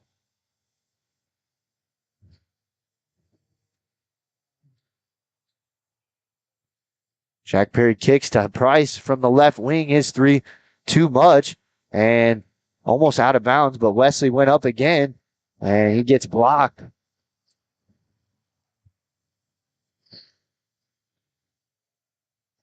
Now Height has it in the corner, closely guarded by Wesley.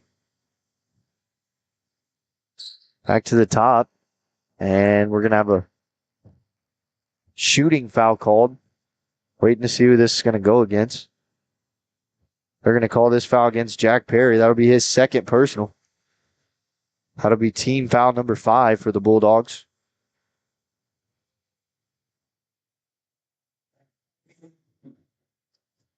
Scoreboard's not looking very good today. First free throw's no good. Have one more.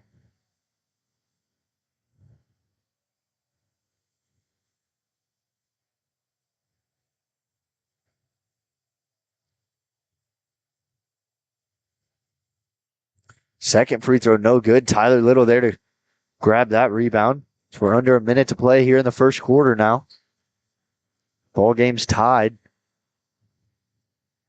Tyler Little gets it, and a pass almost thrown away. But Wesley gets it, and he's fouled on the play.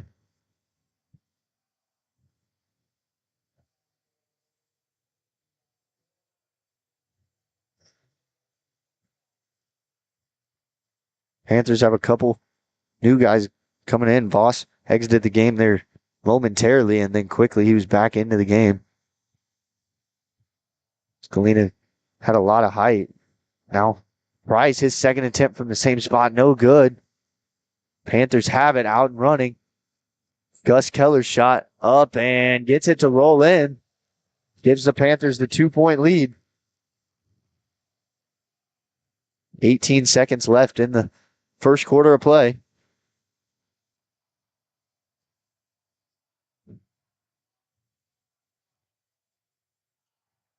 Haven't seen the Bulldogs knock a three down yet. Harmon thought about it, and he's going to draw a foul call.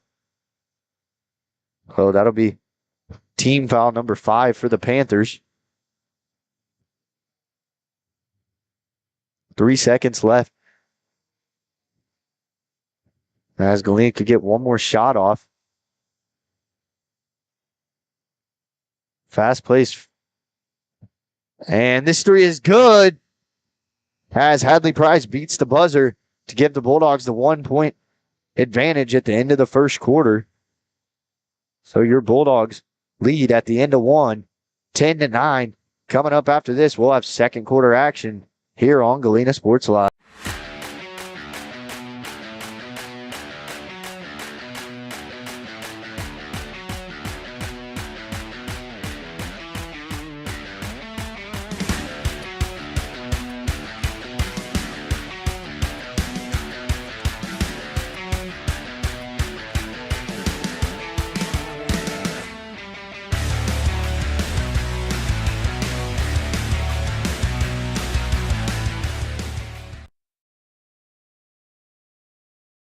Call's service is outstanding in their field, especially for those that are stuck, outstanding in their field. Call's carries a wide selection of farm, industrial, and heavy-duty tires, all from the best brands in the business. And they've got farm service trucks ready to go. Plus, Call's continues to be the place folks go for car and truck tires, repairs, oil changes, and so much more. If you're in the market for new tires in Southeast Kansas, make the right call to Call's Service, 620-724-4121. See more at callservicellc.com.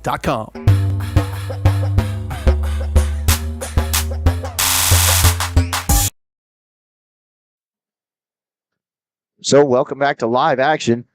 Hadley Price beat the buzzer to give the Bulldogs a 1-point advantage at the end of the first quarter. Panthers will start off with the ball to begin the second quarter now. Colin Height with the ball.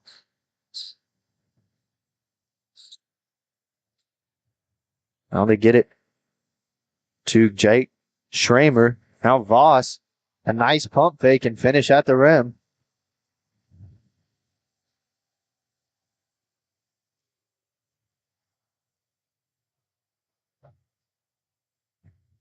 Harmon closely guarded by Tucker Harrell. Price, cross-court pass, finds Thatcher Botkin. Botkin shot no good. First time seeing Botkin in the game. Now at the other end, blocked by Ty Hall. That was Tucker Harrell's shot, but Ty Hall said, no way, Jose.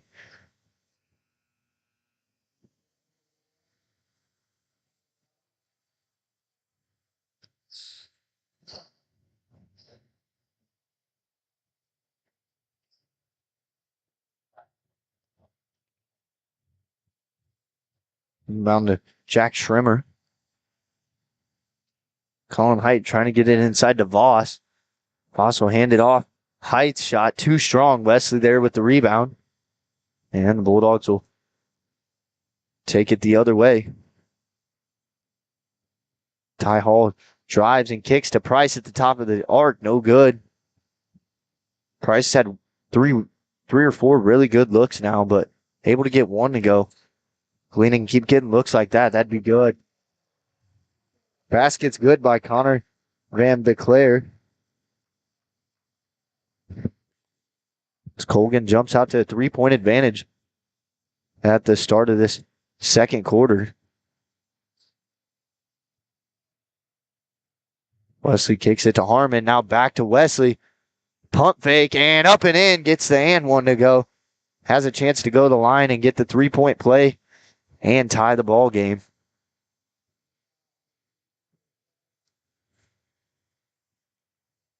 Good move by Wesley to put the ball on the ground and then went up strong through contact and got it to fall.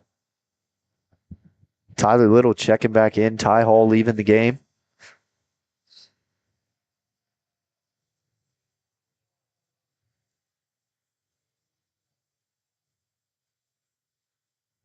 Wesley's shot is good.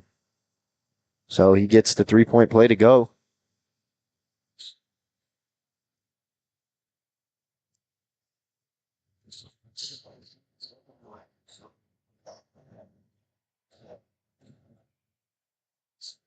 Now, quote, Wesley with good defense out there in the corner. Back up top. Harmon on Keller. Now Height has it.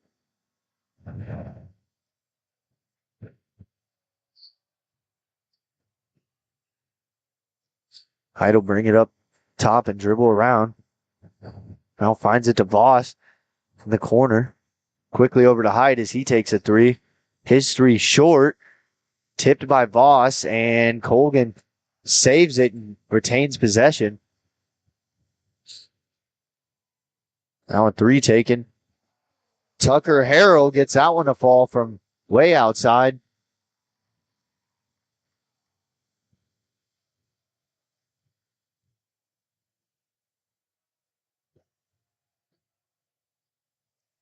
To the corner, Jack Perry's three. No good off the front part. And it bounces over the backboard. So out of bounds back to Colgan.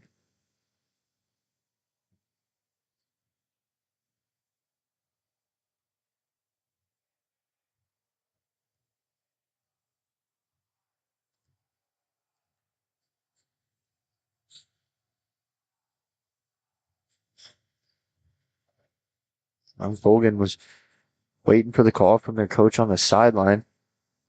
Now Harrell drives, spin, and his shot no good. Batted back out.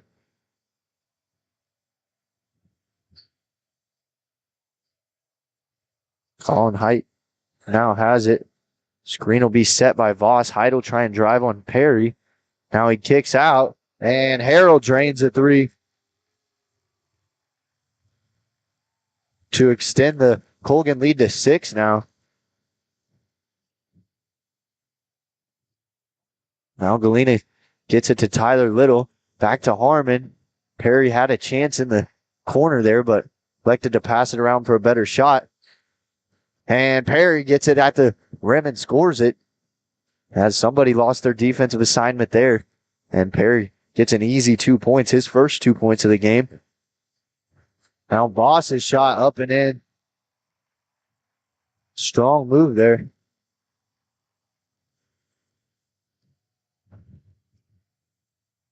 Now Price loses his dribble.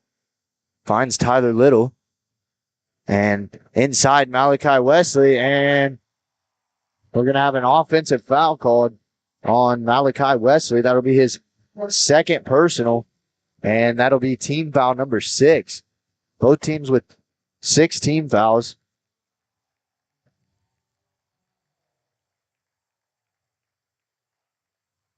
Checking back in, Ty Hall for the Bulldogs. Leaving the game, Malachi Wesley.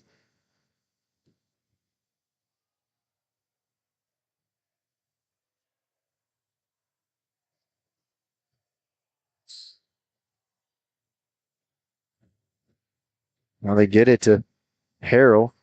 Back up top. Keller has it. Keller will try and drive on Price. And they find Voss. Voss is shot off the left part of the rim. Tyler Little there to grab the rebound. As Galena's going to try and cut this lead down. Find Tyler Little with a great pass inside to Ty Hall. As Ty Hall gets his first points of the game. So we're going to have first time out of the half called. It's going to be a 30-second timeout called by the Panthers as your Bulldogs trail by 4 with about 3 minutes left to play in the first half. We're going to take a break, and we'll be back shortly after. Roto-Rooter is proud to serve Southeast Kansas, offering sewer and drain cleaning, as well as septic and grease trap pumping 24 hours a day, 7 days a week. From toilet clogs to video inspections, sewer line repairs to complete replacements. To make an appointment, call 620-231-5630. That's 620-231-5630. Roto-Rooter, proud to support area high schools and student athletes. See the rad in names and numbers.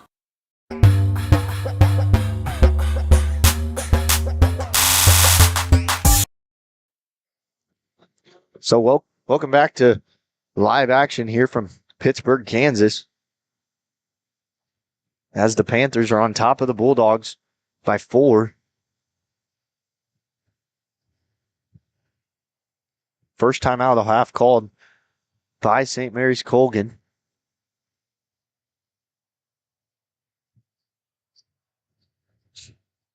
Now at the top of the key, Keller driving on Hall. Ty Hall won't let it happen. Now Schramer trying to get it inside. Keller has it in the corner. And St. Mary's will reset now.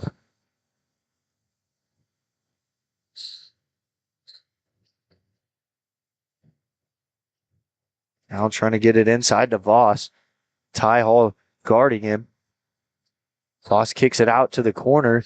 Schrimmer's 3, no good. Jack Perry there to grab the rebound. Galena can cut a little more into his deficit now. There's a pass nearly stolen there. Ty Hall didn't see Keller. Back over to Harmon. Now Price finds Little in the corner. Little pump fakes a strong drive, and he gets fouled on the shot, so he'll go to the line and shoot 2.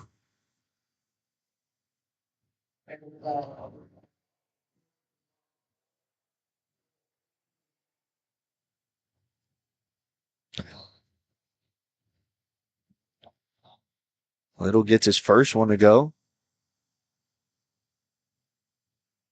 Little with 8 points. Started off with Galena's first 7 points of the game, and Little gets both free throws that time, as we'll have Thatcher Botkin checking in for Jack Perry.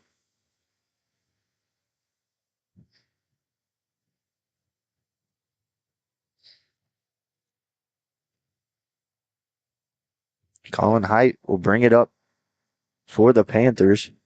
Dribbling around now, a backdoor cut, but Tyler Little read that perfectly. So he goes behind the back, strong move to the hoop, and almost got it to go, but was fouled in the act doing so. So he'll have 2 more at the line and a chance to tie it here.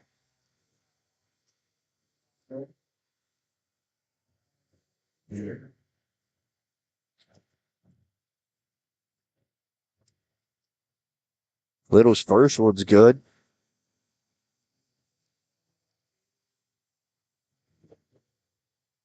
Voss leaving the game for St. Mary's Colgan. Byron Lopez checking in for him. And Little's second one too strong. And Maverick Harmon able to save it. It was a long rebound. Ty Hall has it. He'll go up, and we're going to have him fouled on the shot. So that'll be team foul number 9 for Colgan. And Ty Hall has 2 shots at the line now.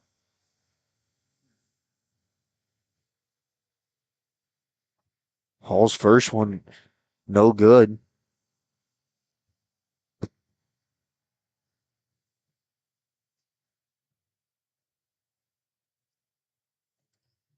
And Ty Hall couldn't get either one to go that time. Free throws are huge in a game like this.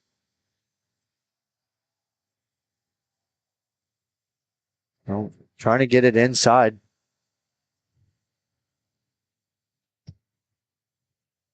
Schrimmer will lose his dribble, and we're going to have a foul called.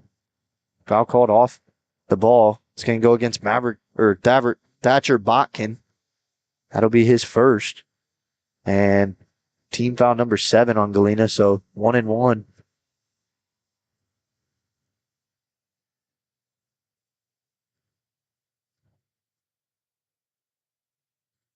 Light's first one is good.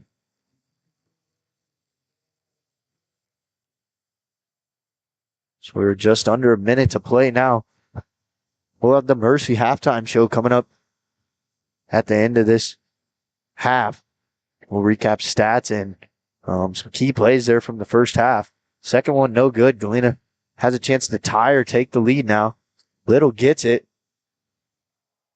And Ty Hall drives in, and we're going to have an offensive foul called on Ty Hall.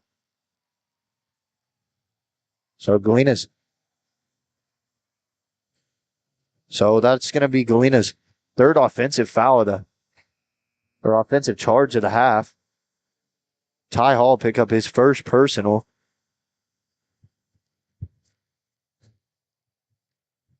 And we'll have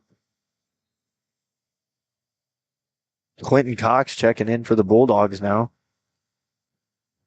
Ty Hall, take a seat.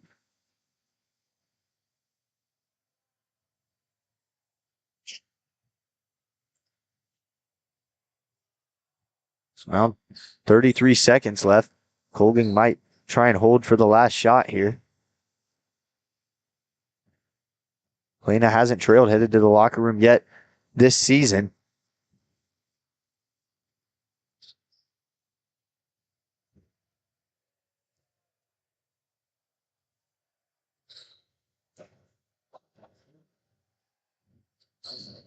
Now driving inside, and bucket's good, and the foul by Tucker Harrell, as Colgan has a chance to extend the lead to 5 with that bucket and the foul.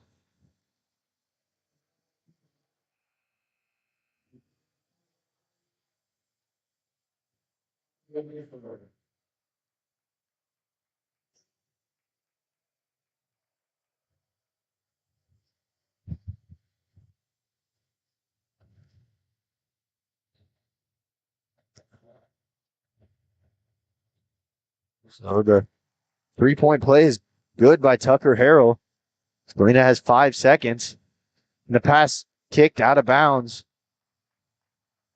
Nearly turnover by Galena there. That's not an ideal time to turn it over. Galena has enough time for a catch and shoot. Jack Perry will check in for shooting purposes. Malachi Wesley will also check in. Quentin Cox will leave the game. See what Galena runs here. Tyler Little gets it. Finds Jack Perry. Jack Perry's 3 up and no good. So Bulldogs will trail by 5 at the break. So we're going to take a break, and coming up after it, we'll get to some first half stats, and then we'll recap about what happened there in the first half for your Bulldogs. All coming up next on the Mercy Halftime Show.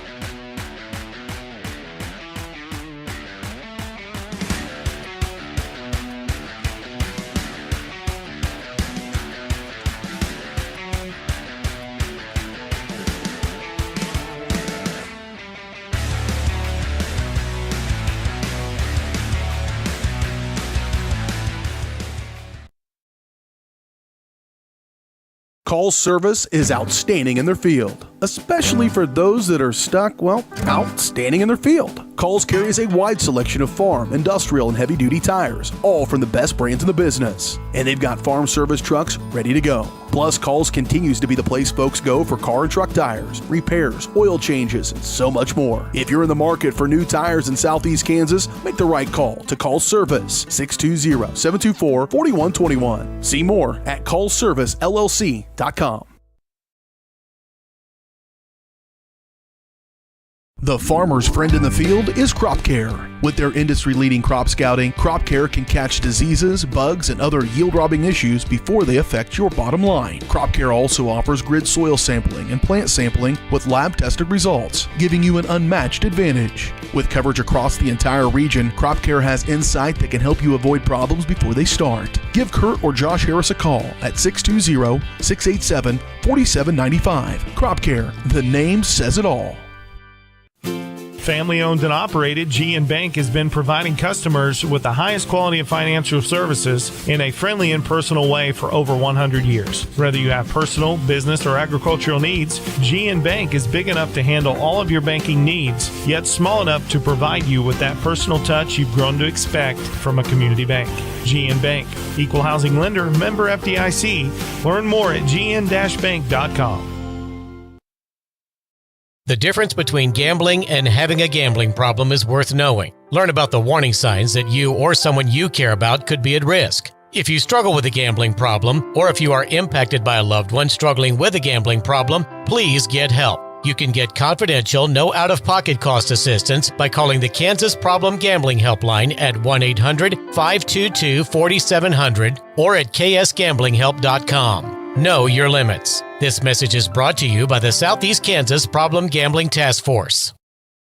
Do you have a construction project that just needs that custom touch? Are you looking for a contractor who can get it all done? Roof to floors and everywhere in between? Then call Dustin Sneed at DS Construction. With more than 20 years of industry experience, DS Construction specializes in new construction, roofing, renovations, and more. There's no job too big or small. For a free estimate, call DS Construction at 620-724-0209. That's 620-724-0209.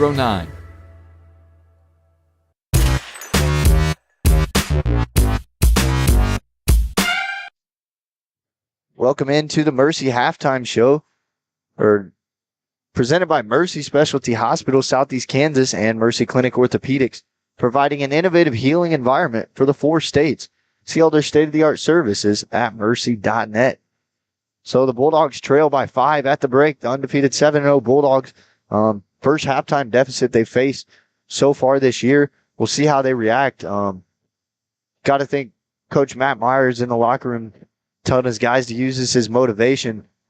Galena was kind of getting in their own heads there in the first half. They had some mental mistakes where 3 offensive charges, clearly offensive charges, and they kind of just got angry and it was very clear, and Colgan's kind of using that to their advantage right now. And those charges are creating huge momentum shifts for Colgan, especially playing at home. It rallies the crowd up. Anytime there's an offensive charge, it rallies everyone up because that's a huge foul, or it's a big turn of event, or not turn of events, but just brings energy to the bench. And Galena wasn't, like, even though they're losing, I think St. Mary's Colgan played a really good half, a really good team. They knew what they were walking into tonight, playing against a team like this in Galena, who Galena's had a couple close games, but not one closer than this yet. It'll be interesting to see. They have balanced scoring all around, having 5 different scores. The leading scorer at the break, Tyler Little with 10, Malachi Wesley and Hadley Price each with 3 of their own, Ty Hall and Jack Perry each with 2 of their own. So I've kind of been waiting all half for Jack Perry to get it going. Usually we see him come out and knock down a couple threes, and that kind of sets the tone for the game. So I think it's important Galena comes out and they try and get the ball inside, get the big guy for Colgan, Tristan Voss. He's been creating problems inside for Galena on the defensive boards and offensive, because he's been in there and he's tipped quite a bit of passes out, and that's created a lot of second chance points for Colgan, which second chance points are never good. The turnovers weren't really terrible there for Galena in the first half. I think Colgan was playing, they were playing a lot harder there, and Galena was kind of getting to their own mind. So I think this halftime break, it'll be good for them. They can re-talk it over, kind of calm their emotions down, and come out a different team in the second half. Just a half, act like it's a whole new half of basketball, and 5 points that's nothing to this team. At the rate they can knock threes down, we've seen them finish at the rim quite a bit at times. We saw Malachi Wesley with an and one. We've seen Tyler Little get to the hoop a couple times, and those are some things I'm looking for really in the second half to kind of jumpstart this offense. We saw Hadley Price had a couple threes, which we don't see him take the most threes. He's more of a kind of find the open guy person, and he's had a couple open looks and just couldn't get him to fall. Galena's getting open looks. They're moving the ball good, but I would just look for him here in the second half to really get the ball inside there and kind of try and get Tristan Voss into some foul trouble. And that, because behind him, Colgan, they don't really have much height behind him, and Galena kind of gets in there, and Colgan's stepping in and taking charges, and they're not afraid to do it. Certainly not going to be afraid to do it here in the second half. So I'll be ready to see what kind of team Galena comes out as in the second half, and that'll show a lot about this team, their resilience, and these guys have known each other for a while, so they've grown up together, and these are the moments they live for. So it'll be exciting to see what they can come out and do here. Galena only knocked down 1 3-pointer in the first half, and that 3-pointer came at the end of the first quarter by Hadley Price. Other than that, they've had good 3-point looks. I don't have the exact number of attempts they took or any of that, but I'd look for them to keep shooting on the perimeter, because shooters are going to shoot, and eventually shots will start falling. But so far, Colgan, got to give them props to when props are due. They played a really, really good, fundamentally sound game, well coached, and well enthused to come out here. Like I said in the pregame, any team Galena plays, every team knows about how good Galena is. They're going to give them their best game, so that's what makes it even tougher for Galena. So what are some of your thoughts there on the first half, Cole?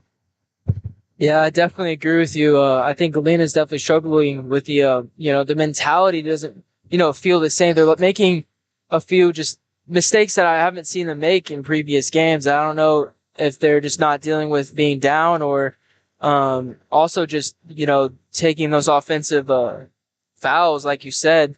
Those are just, easy mistakes to make, and definitely changes like the flow of the game. But yeah, Galena come out, really, we're just looking for them to reset and just, treat this like a normal game. Even, the intensity they definitely look very tense, but the intensity doesn't really seem the same as when, they're up by 20 points going into the half, or even a close game. But just being down, I think, is just definitely, affecting them. But, even when you look at them on offense, they're passing the ball. It's a little softer, it seems. It's, not as on target. Just everything just seems just a little bit off. And that really, basketball is a very mental game. If you're not, your head's not in the right place, you're going to start missing easy shots that you usually make, and you make these easy mistakes that you usually wouldn't. So definitely just looking for a reset and then them just come mentally prepared and ready to play this game. Yeah. So we're just over a minute till second half tip off. We're going to take one more quick break. And when we come back, we'll have third quarter action beginning. All coming up next on Galena Sports Live. Family owned and operated, GN Bank has been providing customers with the highest quality of financial services in a friendly and personal way for over 100 years. Whether you have personal, business, or agricultural needs, GN Bank is big enough to handle all of your banking needs, yet small enough to provide you with that personal touch you've grown to expect from a community bank. GN Bank, equal housing lender, member FDIC. Learn more at gn-bank.com.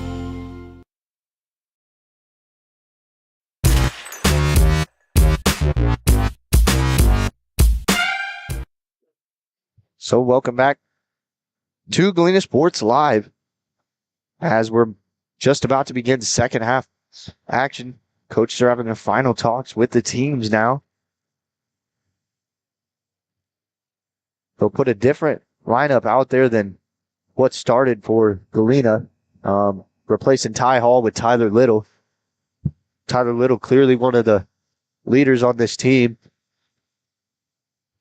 Just got named to the Shrine Bowl. Huge honor for him. He's committed to play football in college. So Galena start with the ball. Good chance to set the tone for the half right here.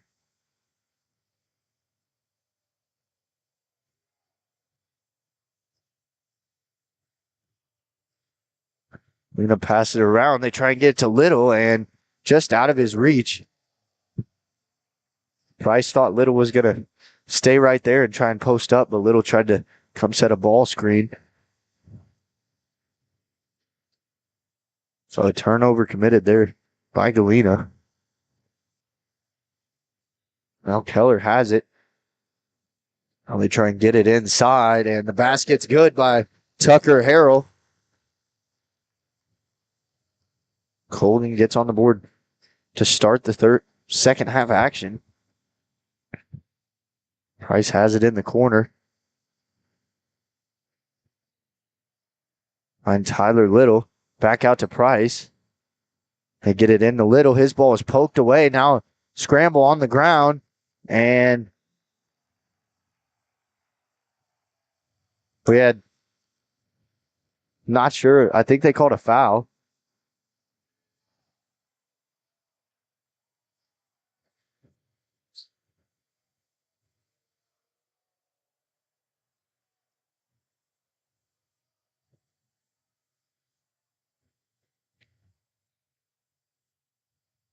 So I believe I don't think there's going to be a foul called. I think guy on the ground called a timeout. Colin Height was on the ground and called a timeout there on the play. Tyler Little didn't seem happy with it because he didn't believe both teams had possession there. So St. Mary's was granted the 30-second timeout. That'll be their first of the half. We didn't see many timeouts used there in the first half. It was a pretty high-paced game. Now Galena has a chance to get a defensive stop here and strike back.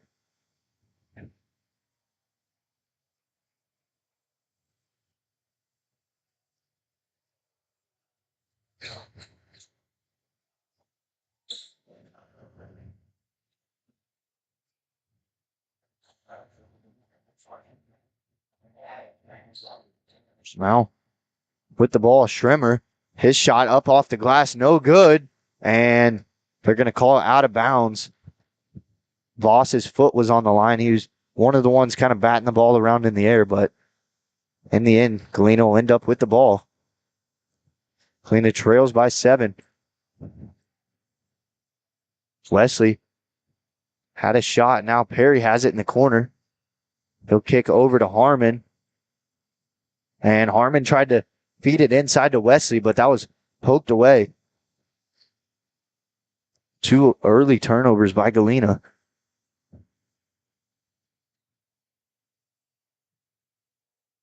Now they get it inside to Voss. Little guarding Voss closely. Back out to Keller. His 3 from the wing is good. as the Panthers extend the lead to 10 now. Galena still has yet to get on the board in the second half. Now they find Jack Perry. He'll pull a three from the wing, and that's good. As Jack Perry gets his first three of the game to go. And that's a good sign. Galena calls a full timeout as they trail by 7, 2 minutes into the third quarter. So we're going to step away for a minute, and we'll be back with more Bulldog basketball here on Galena Sports Live. Do you have a construction project that just needs that custom touch? Are you looking for a contractor who can get it all done? Roof to floors and everywhere in between? Then call Dustin Sneed at DS Construction. With more than 20 years of industry experience, DS Construction specializes in new construction, roofing, renovations, and more. There's no job too big or small. For a free estimate, call DS Construction at 620-724-0209. That's 620-724-0209. The difference between gambling and having a gambling problem is worth knowing. Learn about the warning signs that you or someone you care about could be at risk. If you struggle with a gambling problem, or if you are impacted by a loved one struggling with a gambling problem, please get help. You can get confidential, no out of...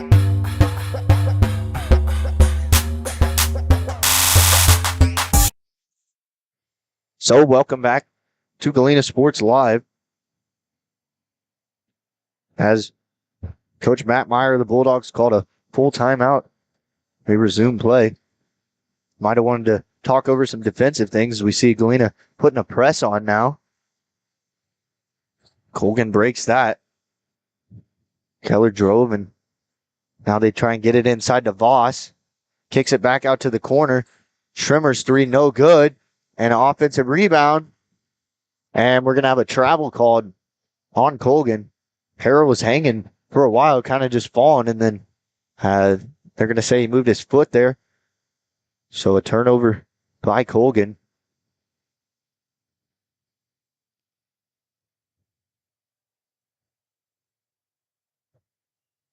Hadley Price quickly up the court to Perry, who just knocked down his first three of the game. Perry, another three from the same spot, and that's good. As Perry starting to warm up, and the Bulldogs cut the deficit to 3 with that shot.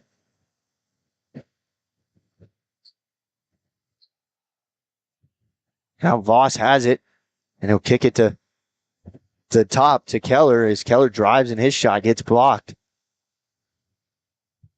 So the ball stick with the Panthers. Hyde will be the man to inbound for the Panthers. Now a shot. Jack Schrimmer went up with it, caught it midair, and he was fouled on the play. And was that foul? Did that foul go against Tyler Little? So the first free throw for Schrimmer is no good.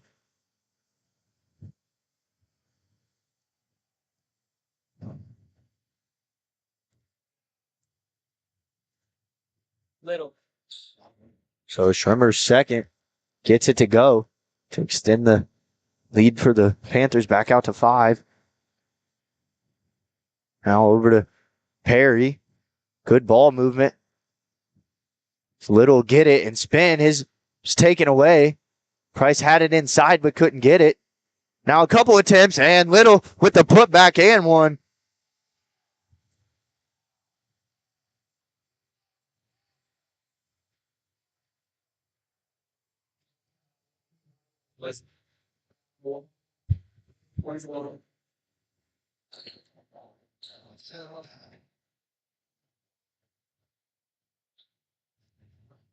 So Galena now has it within a 1-possession game.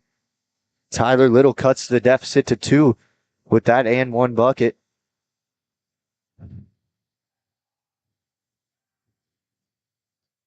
Oh, good defense by Tyler Little. He guards Harrell, and Harrell slips. And a chance for the ball.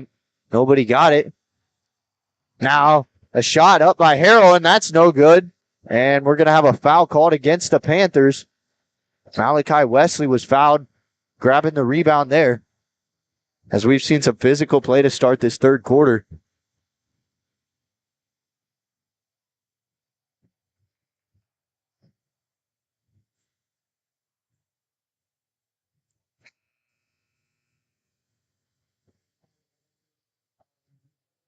Checking in for the Panthers, Connor Van Beckler.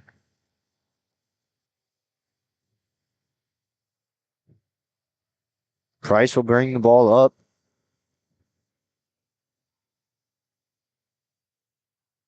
Now Harmon's turn. Perry thought about it, but pump fake and drive. Now to Harmon, history to take the lead, and it's good as the Bulldogs take their first lead of the game. Thanks to that Maverick Harmon 3, and he gets his first points of the game. Now we're going to have a foul called away from the ball.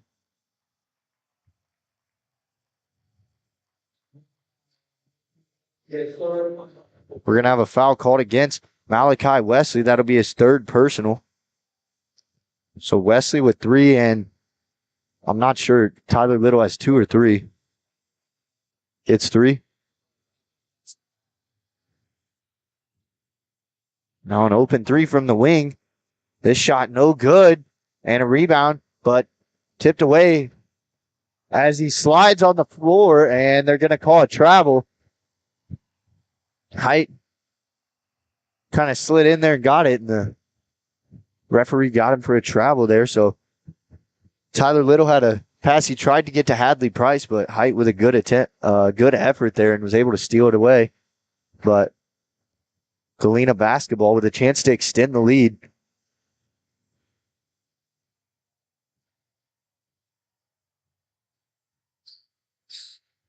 Now Harmon with it. Perry will take a deep 3, and his 3 is good. The Bulldogs come out red hot out of the locker room from 3 as Perry's hit 3 of his own, and Harmon has one. So the Panthers are going to call a full timeout as the Bulldogs command a 4-point lead. So we're going to take a break, and we'll be back shortly here on Galena Sports Live. Do you have a construction project that just needs that custom touch? Are you looking for a contractor who can get it all done? Roof to floors and everywhere in between? Then call Dustin Sneed at DS Construction. With more than 20 years of industry experience, DS Construction specializes in new construction, roofing, renovations, and more. There's no job too big or small. For a free estimate, call DS Construction at 620-724-0209. That's 620-724-0209. The difference between gambling and having a gambling problem is worth knowing. Learn about the warning signs that you or someone you care about could be at risk. If you struggle with a gambling problem,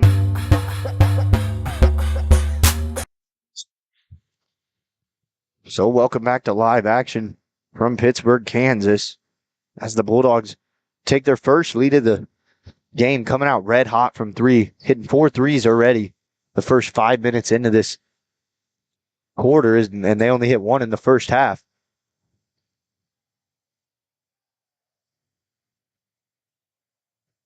Now pass inside, and we're going to have a foul called on Colgan.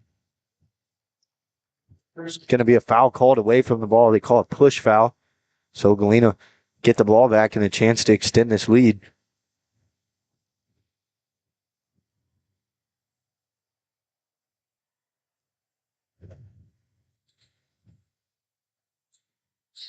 Now Harmon gets it. Try and get it inside to Little as he backs his way in, and he's going to get the bucket and one. As Little's been unstoppable at the rim today, his third and one.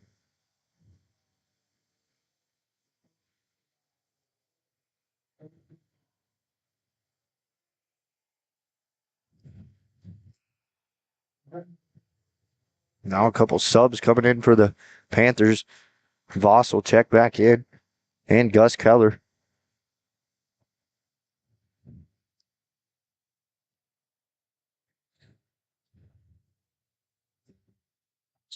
And Little gets the 3-point play to go as he has 16 in the game.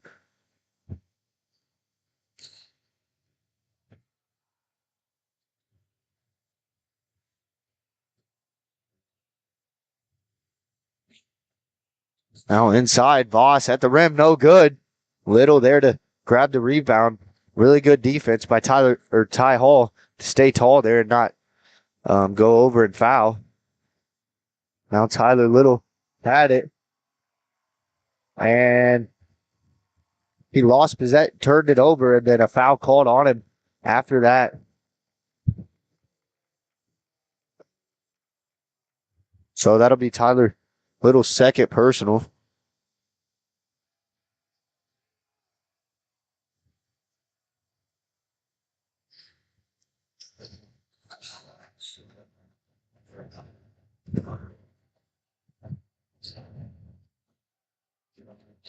Now with it, Harrell has it, finds Voss, and Voss makes a pass to Jack Perry as he has a fast break opportunity. Perry's has the ball stolen away.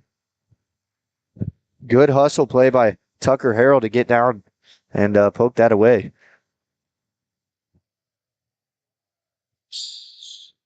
Oh. And the pass, Jack Perry passed it in. Ty Hall had it, but Carlin Height came flying out of nowhere trying to steal it away, but went into the stands. Luckily, he got up just fine.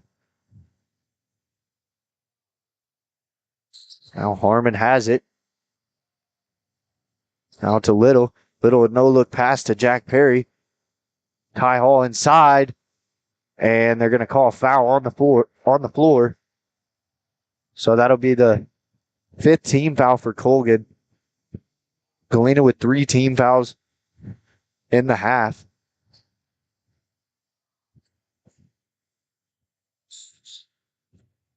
Now this pass deflected. Perry gets inside a floater and good. As Jack Perry has 11 points this quarter alone.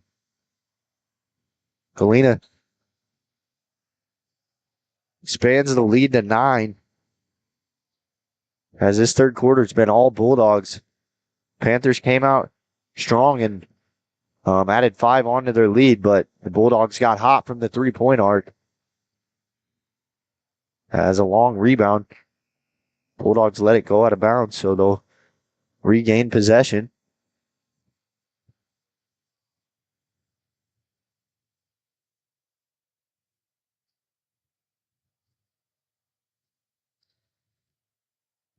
.138 to play in the third quarter.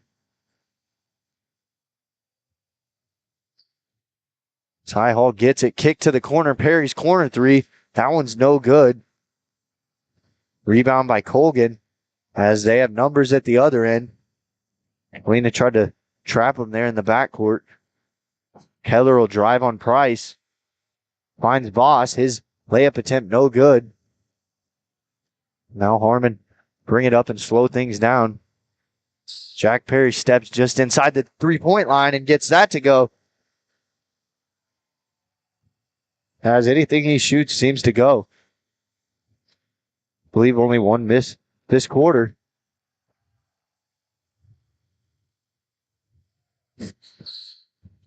Tucker Harrell mishandles that one out of bounds.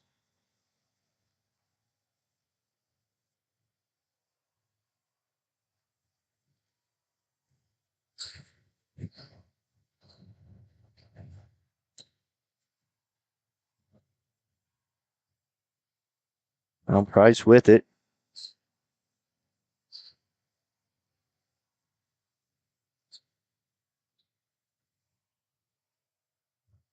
Galena could take the last shot as there's just under 30 seconds now. Clock ticking near 20. Panthers will apply pressure up at the top of the key.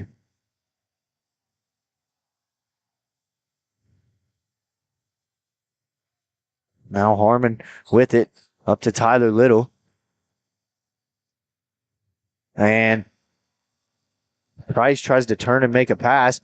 Time running down. This shot will go if it's good, but no good. So Bulldogs with a great third quarter, able to command an 11-point lead after a 5-point halftime deficit. And we'll head to one more quarter of play. All that coming up next here on Galena Sports. Mercy Specialty Hospital in Southeast Kansas is an innovative healing environment for surgery, specialty care, physical therapy, imaging, and wellness programs. With all private rooms and spa-like surroundings, they offer a patient-centered experience like no other. Next door is Mercy Clinic Orthopedics that focuses on eliminating the discomfort caused by injuries and disorders of the bones, spine, and joints. You'll be treated at their full-service facility with state-of-the-art equipment. Both are centrally located in Galena, Kansas, near downtown Joplin to serve the 4 states area. Learn more at mercy.net. Roto-Rooter is proud to serve Southeast Kansas, offering sewer and drain cleaning, as well as septic and grease trap pumping 24 hours a day, 7 days a week. From toilet clogs to video inspections, sewer line repairs to complete replacements. To make an appointment, call 620-231-5630. That's 620-231-5630. Roto-Rooter, proud to support area high schools and student athletes. See the rad in names and numbers.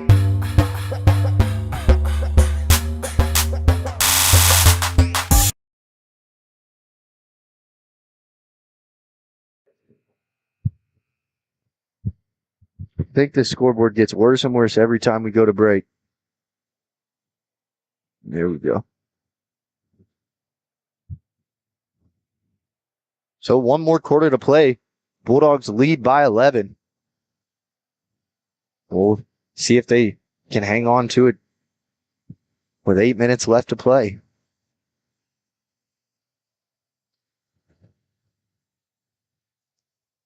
Wesley will check back into the game to start the fourth quarter as Hadley Price takes a seat. Wesley playing with 3 fouls. Now driving. And that shot's no good. A rebound by Gus Keller. Now up top to Tucker Harrell. And pass is going to be thrown out of bounds. So another turnover committed. We didn't see a lot of these mistakes there in the first half by Colgan, but the second half of Galena's length has started to cause some problems for Colgan's passing lanes as they've been tipping passes. So maybe it's causing Colgan to try and throw the pass a little bit higher or a little bit more outside and or overthrowing them. Now Little with an open look from the corner. No good. Good job by Ty Hall high pointing it. Then tried to spin move but couldn't get it to go. Harrell comes up with the rebound. And another turnover by the Panthers.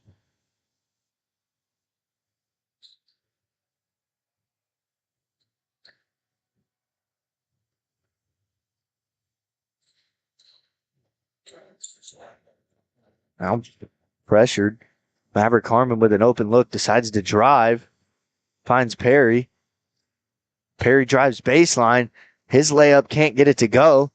Wesley comes away with the rebound. Now Ty Hall has it poked away, and we're going to have an offensive charge taken. Foul goes against Ty Hall.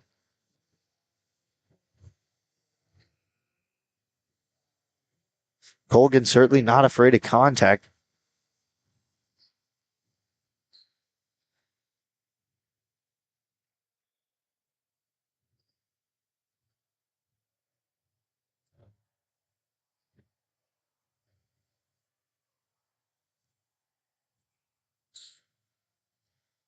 Colin Height gets it inside. Now to the perimeter. Gus Keller driving on Hadley Price. And we're going to have a travel called.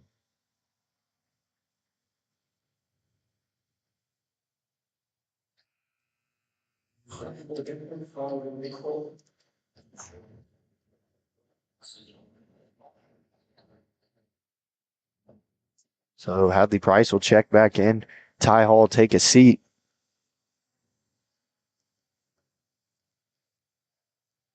Colgan amping the pressure up a little bit. Now Jack Perry with an open passing lane. And a couple players diving on the ground. And at the other end, Colgan gets a bucket to go.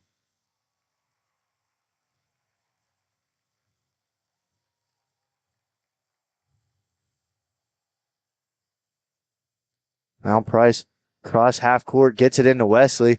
Now over to Tyler Little. Tyler Little goes up strong. gets the bucket. So there's going to be a timeout on the floor taken by the Bulldogs. Bulldogs still lead by 11 with 5:41 to play. We're going to take a quick break and we'll be back here with more Galena Bulldog basketball. Do you have a construction project that just needs that custom touch? Are you looking for a contractor who can get it all done? Roof to floors and everywhere in between? Then call Dustin Sneed at DS Construction. With more than 20 years of industry experience, DS Construction specializes in new construction, roofing, renovations, and more. There's no job too big or small. For a free estimate, call DS Construction at 620-724-0209. That's 620-724-0209.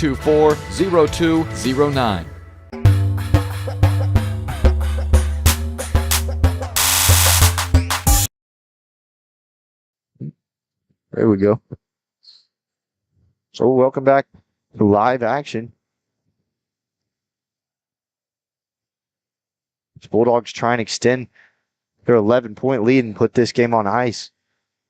Have a chance to do so here. Things have been getting a little bit chippier here in the second half. This shot no good. Maverick Harmon there to grab the rebound. Wesley outlet pass to Jack Perry. Tyler Little looked like he wanted an alley-oop there. Perry pulled it out, and then he got it inside to Tyler Little for another easy finish at the basket.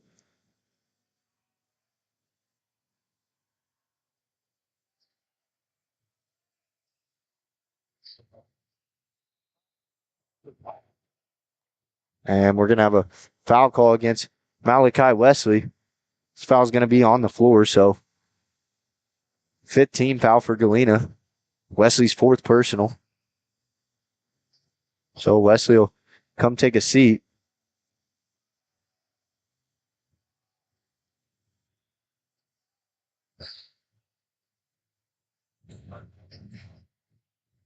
Now they get it to Voss inside. Ty Hall guarding him. Three taken and good by Jack Schramer.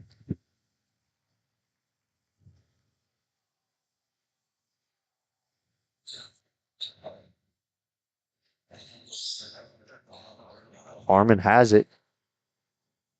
Crossover. Gets to the rim. Goes up and fouled on the shot. So he'll go to the line and shoot two.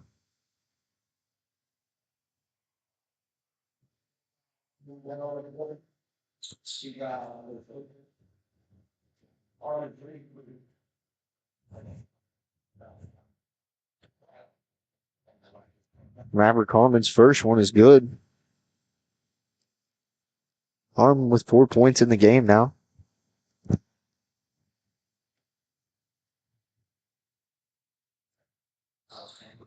And Harmon gets both. Harmon, an excellent free throw shooter.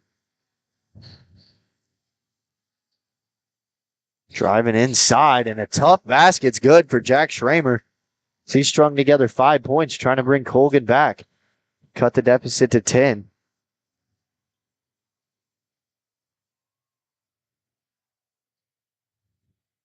Now Harmon gets it inside to Ty Hall.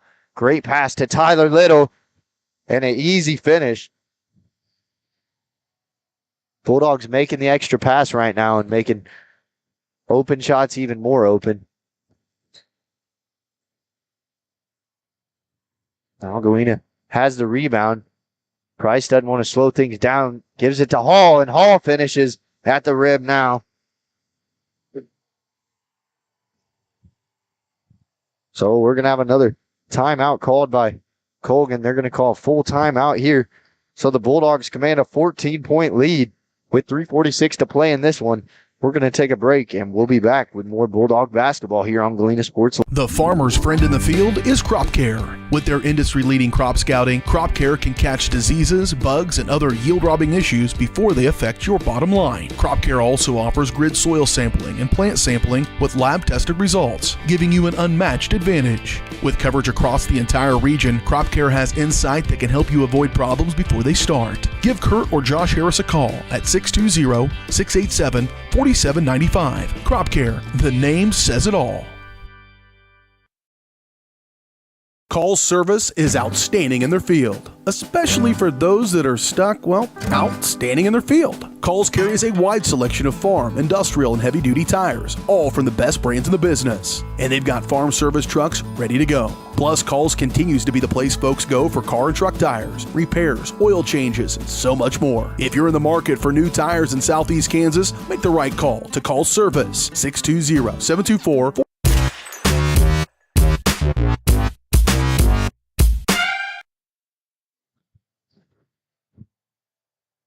So welcome back as there's 3:46 to play in this one.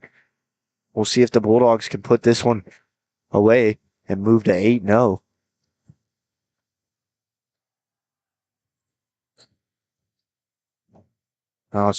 Tried to step back, and Tyler Little comes away with the steal. Now the Bulldogs might want to slow things down. Perry with it. Now they try and get it inside to Little, and a great entry pass by Hadley Price to give Tyler Little another easy finish at the rim.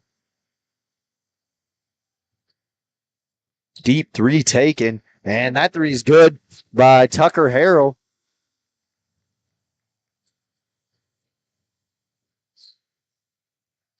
Price brings it up with a full head of steam.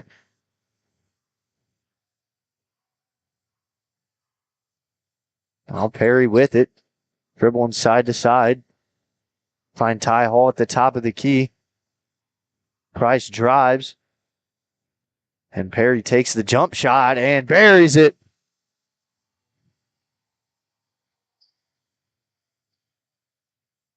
As Perry's really came alive here in the second half.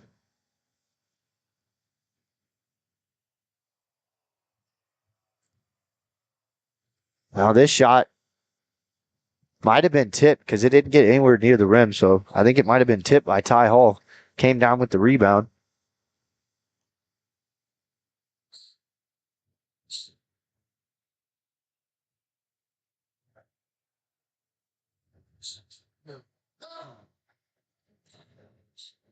Tyler Little with it, driving inside, and a force to be reckoned with.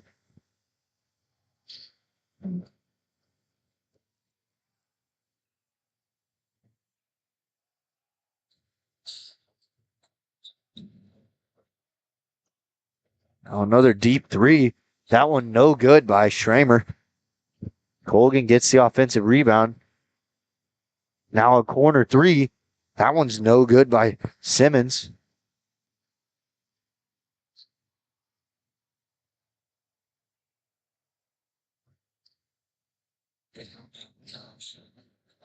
Tyler Little driving inside and tried to pass it to Ty Hall. There's going to be a kick ball violation.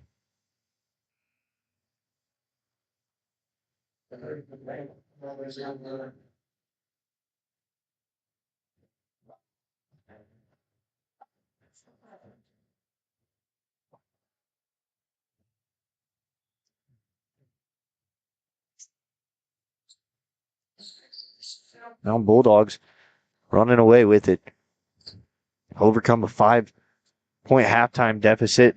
Now up by 17. Chance to make it 19. And ball tipped out.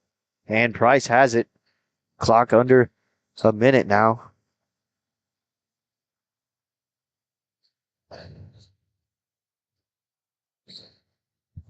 Oh.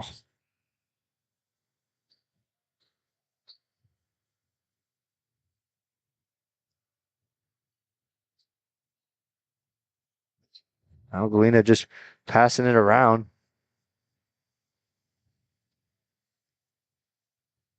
May not see another shot. Price gets fouled. And I believe that's a 17 foul on Colgan. Yeah. So Price will shoot a 1-and-1 at the line. Those will be his first free throw attempts of the night. Price with 3 points on the night. Had that three-pointer to beat the buzzer at the end of the first quarter, and that's all. Checking in for the Bulldogs, number 4, Thatcher Botkin, and number 23, Quentin Cox.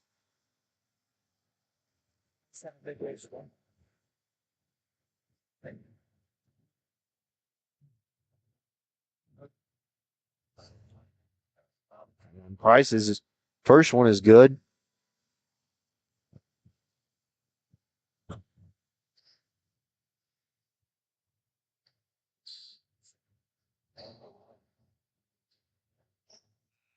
And Price gets both to go.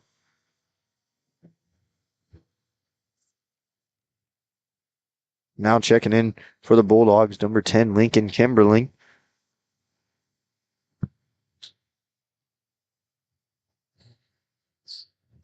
Deep three taken. And ball will go back to the Bulldogs. Checking in for the Bulldogs, number 25, Jack LaTurner.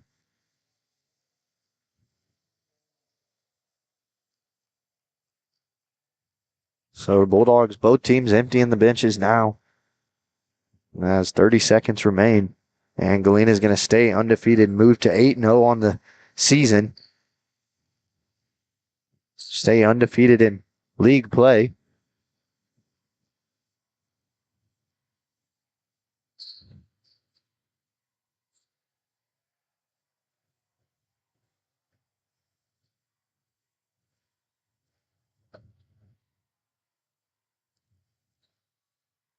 So the Bulldogs will dribble this one out as the clock hits 0. The Bulldogs win this one by a score of 60-41.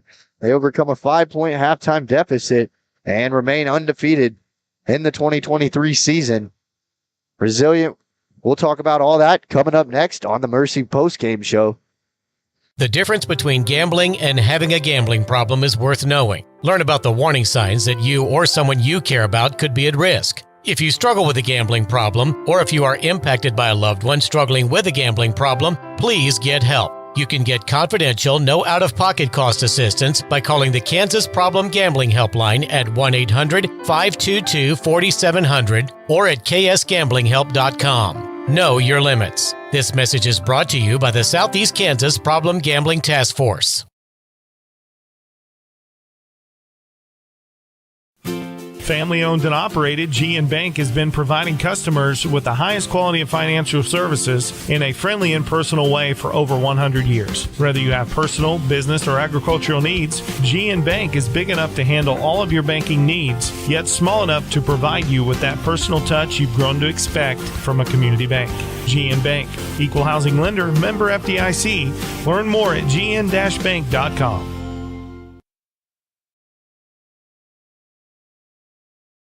The farmer's friend in the field is Crop Care. With their industry-leading crop scouting, Crop Care can catch diseases, bugs, and other yield-robbing issues before they affect your bottom line. Crop Care also offers grid soil sampling and plant sampling with lab-tested results, giving you an unmatched advantage. With coverage across the entire region, Crop Care has insight that can help you avoid problems before they start. Give Kurt or Josh Harris a call at 620-687-4795. Crop Care, the name says it all.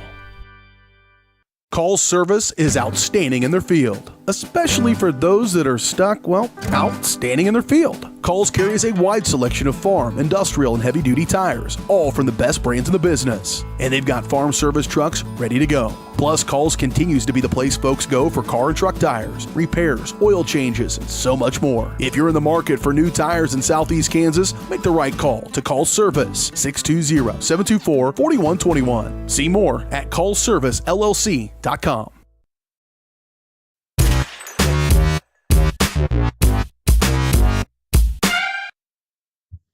Welcome into Galena Sports Live. This is the Mercy postgame.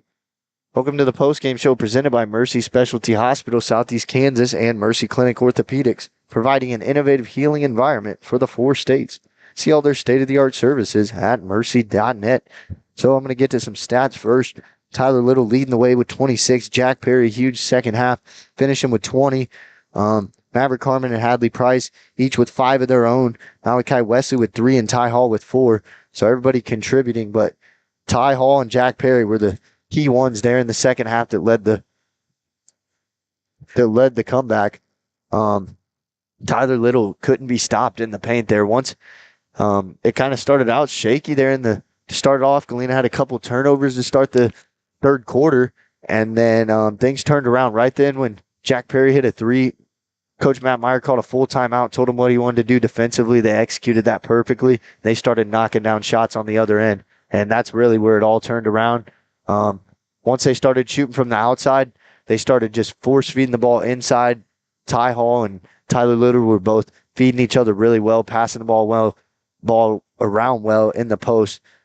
Tyler Little with 16 second half points and Perry with 18. That really shows how the second half was carried, but also it was an all-around team effort there. Defensively, everybody was hounding the guy with the ball. They were also really active on the board because Colgan in the first half, they had quite a bit of tip balls where they were able to come away with the rebound just because they were extending the rebound and giving more of their guys on the perimeter to make a play with it.